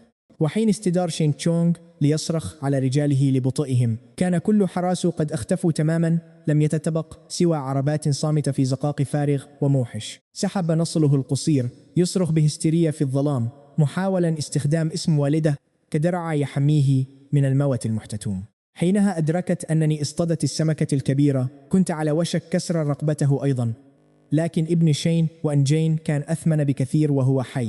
ظهرت خلفه فجأة استدار ولوح بنصله بعشوائية، وذعر كانت أقوى ضربة يائسة في حياته البائسة. أمسكت معصمه بقوة وأضحت بالنصل وكأنني أهشي ذباب تراجع مرعوبا، ثم اتسعت عيناها بصدمة حين أدرك الحقيقة متمتما. أنت لين مو. أيقن أنه ميت. إن بقي صرخ وألقى كيس ثقيلا من المال في وجه راوغته بمهارة، لكن تلك كانت مجرد خدعة ليلعب ورقته الحقيقية. أخرج من كمه سلاحا نحاسيا صغيرا، مسدس خفي مصمم ليثبت في الكم، اشتراها من التجار الغربيين. من مسافة قريبة كهذه يمكن لهذا السلاح الغادر أن يخترق الحديد بانج. انطلقت الرصاصة لتخدش خدي ورسمت خطأ من الدماء الساخنة على وجهي، بينما أحدثت فجوة ضخمة في الجدار الحجري خلفي. إذن ماذا نستنتج؟ مزقني الألم، لكن إلهام زوجتي القوية منحني صلابة منعت الأسوأ. كان في قمة نشوتي، وبدأ بالفعل في سحب مسدس ثان من كمه الآخر، سلاحان في وقت واحد والفوها مصوبة مباشرة نحو جبهتي. أتظن أن مهارتك في القتال ستنفعك؟ أمام بنادقي أنت في حكم الميت. ثم أطلق النار. الرصاصة الثانية استهدفت ما بين عيني، لكنني اندفعت للأمام بدلا من التراجع. أخطأت الرصاصة رأسي واستقرت عميقا في كتفي الأيسر بدلا من ذلك. كان الألم يفوق الوصف، لحما يتمزق ممزوجا برائحة البارود المحترق. تدخلت قوة تحملي بقوة لتمنع الكرة الحديدية من اختراق جسدي أكثر، لكن الألم كان لا يطاق. كل هذا لم يكن مهما على الإطلاق مقارنة بحجم غضبي. كنت أقف في وجهي تماما قبل حتى أن تكتمل ابتسامته. وجهت له ركلة بين ساقيه بكل ما أوتيت من قوة صرخته. كانت لتوقظ الموت. انطوى على نفسه وعيناه جاحظتان بينما تناثر لعابه ودموعه في كل مكان حوله. ثم سحقت كل معصميه بقدمي. سمعت صوت كسرين واضحين. أخذ يتدحرج على الأرض وهو يصرخ ألم بسبب يديه. نظرت إلى كتفي، كان الدم قد غمر قميصي بالكامل، والرصاصة لا تزال مستقرة في الداخل. كل نفس كان يمزق الجرح، لكن كان لدي عمل يجب إنجازه. التقطت مسدسي الكم، قطعة نحاسية جميلة بنقوش محفورة، ووضعت فوها أحدهما مباشرة على جبهة تشين تشونغ. توقف عن الصراخ فورا وتوسل من أجل حياته، متشبثا باسم والده مجددا. ضحكت. لم تكن لدي أي نية لقتله، كان ثمينا جدا كرهينته. لدي علاوة على ذلك، المسدسات كانت فارغة. اتجهت بخطواتي نحو العربات. كانت 7 أو 8 عربات مغطاة بالكامل بقماش سميك. فتحت صندوقا متوقعا العثور على ذهب أو أسلحة. بدلا من ذلك وجدت عبوات من الورق الزيتي مليئة بمسحوق أسود. فركت القليل منه بين أصابعي وشممته. إنه بارود عسكري يخضع لرقابة صارمة جدا. إذن هذا هو العمل الحقيقي لتشوني وإنجين الملح والحديد كان مجرد واجهة. تهريب البارود غير القانوني هو مصدر المال الحقيقي، وهذه جريمة عقوبتها الإعدام. قمت بتفعيل مساحة تخزين نظامي. لمست ثمل كل صندوق واختفت تماما في الهواء. راقب شين تشونغ بفك متدلي الصناديق وهي تتلاشى واحدا تلو الآخر أمام عينيه، وكان عاجزا تماما عن استيعاب ما يراه. وعندما أصبحت كل عربة فارغة أمسكته منيقته وسحبته للأعلى وأخبرته أنني سآخذه إلى منزلي. دعونا الآن نرى القيادة الحقيقية. حيث اتخذت روشا أذكى قرارا في تلك الليلة. في منتصف الطريق إلى المعبد الغربي تذكرت تحذيري العودة إلى القصر قبل حلول الظلام. صرخت غريزتها كقائدة بأن هناك خطبا ما، لذا وجهت قوتها بالكامل للعودة ووصلت في الوقت المناسب تماما. كانت البوابات لا تزال مغلقة. كل شيء يبدو طبيعيا، لكن بعد ثوان من ترجلها بصلابة ظهرت المشاعل في نهاية الشارع. المئات منهم تشون وإنجين بنفسي كان يقود أكثر من 300 رجل مسلح مباشرة نحو مبنى الأمامي. لو تأخرت بضع دقائق فقط لكان الجميع بالداخل. لويي وسو تشينغ والحامل وجميع الخدم قد ذبحوا بلا رحمة. صرخت بأوامرها كجنرال. أغلقت بوابات ودعمتها بعوارض خشبية ثقيلة. أمرت المديرة بإخلاء جميع الخدم والخادمات فورا إلى المجمع الخلفي وإغلاق كل باب. ثم وقفت هي بشموخ وثبات مع 30 حارسا من النخبة في الساحة الأمامية، أسلحة مسحوبة. وتشكل دفاعي محكم. بوم بدأ الضرب العنيف. كل ضربة هزت القصر بأكمله. شقت تصدعات البوابات وتطايرت الشظايا، ثم انفتحت الأبواب فجأة بصوت تحطم يصم الآذان. تدفق تشون وإن و300 مقاتل قطفان. وأنت وأنا نعلم جيد أنه بينما كنت أتعامل مع عربات البارود، كانت المعركة الحقيقية والبطولة الصامتة تقودها امرأة في المنزل. جلبت تشون وأنجين أكثر من 300 رجل مسلح إلى بوابتنا الأمامية. عندما اقتحم المكان ورأى روشا فقط و30 حارسا يقفون بثبات في الساحة، ضحك بجنون تام كالمعتوه. بالنسبة له بدا المكان فارغ تماما، بلا دفاعات ولا جيش، مجرد امرأة واحدة وحفنة من الرجال يقفون في مواجهة الطوفان من مقاتليه الشرسين. لقد كان مخطئا تماما. هؤلاء ال30 لم يكونوا حراسا عاديين، كانوا محاربين قدامى، خدموا تحت إمرة والد روشا الجنرال النمر، وخرجوا من ساحات معارك حقيقية ملطخة بالدماء. حياتهم ملك لعائلة تشين. روشا لم تكن مجرد رئيسة عمل، لقد كانت جنرالهم الشابة القوية، والموت من أجلها كان شرفهم الأكبر.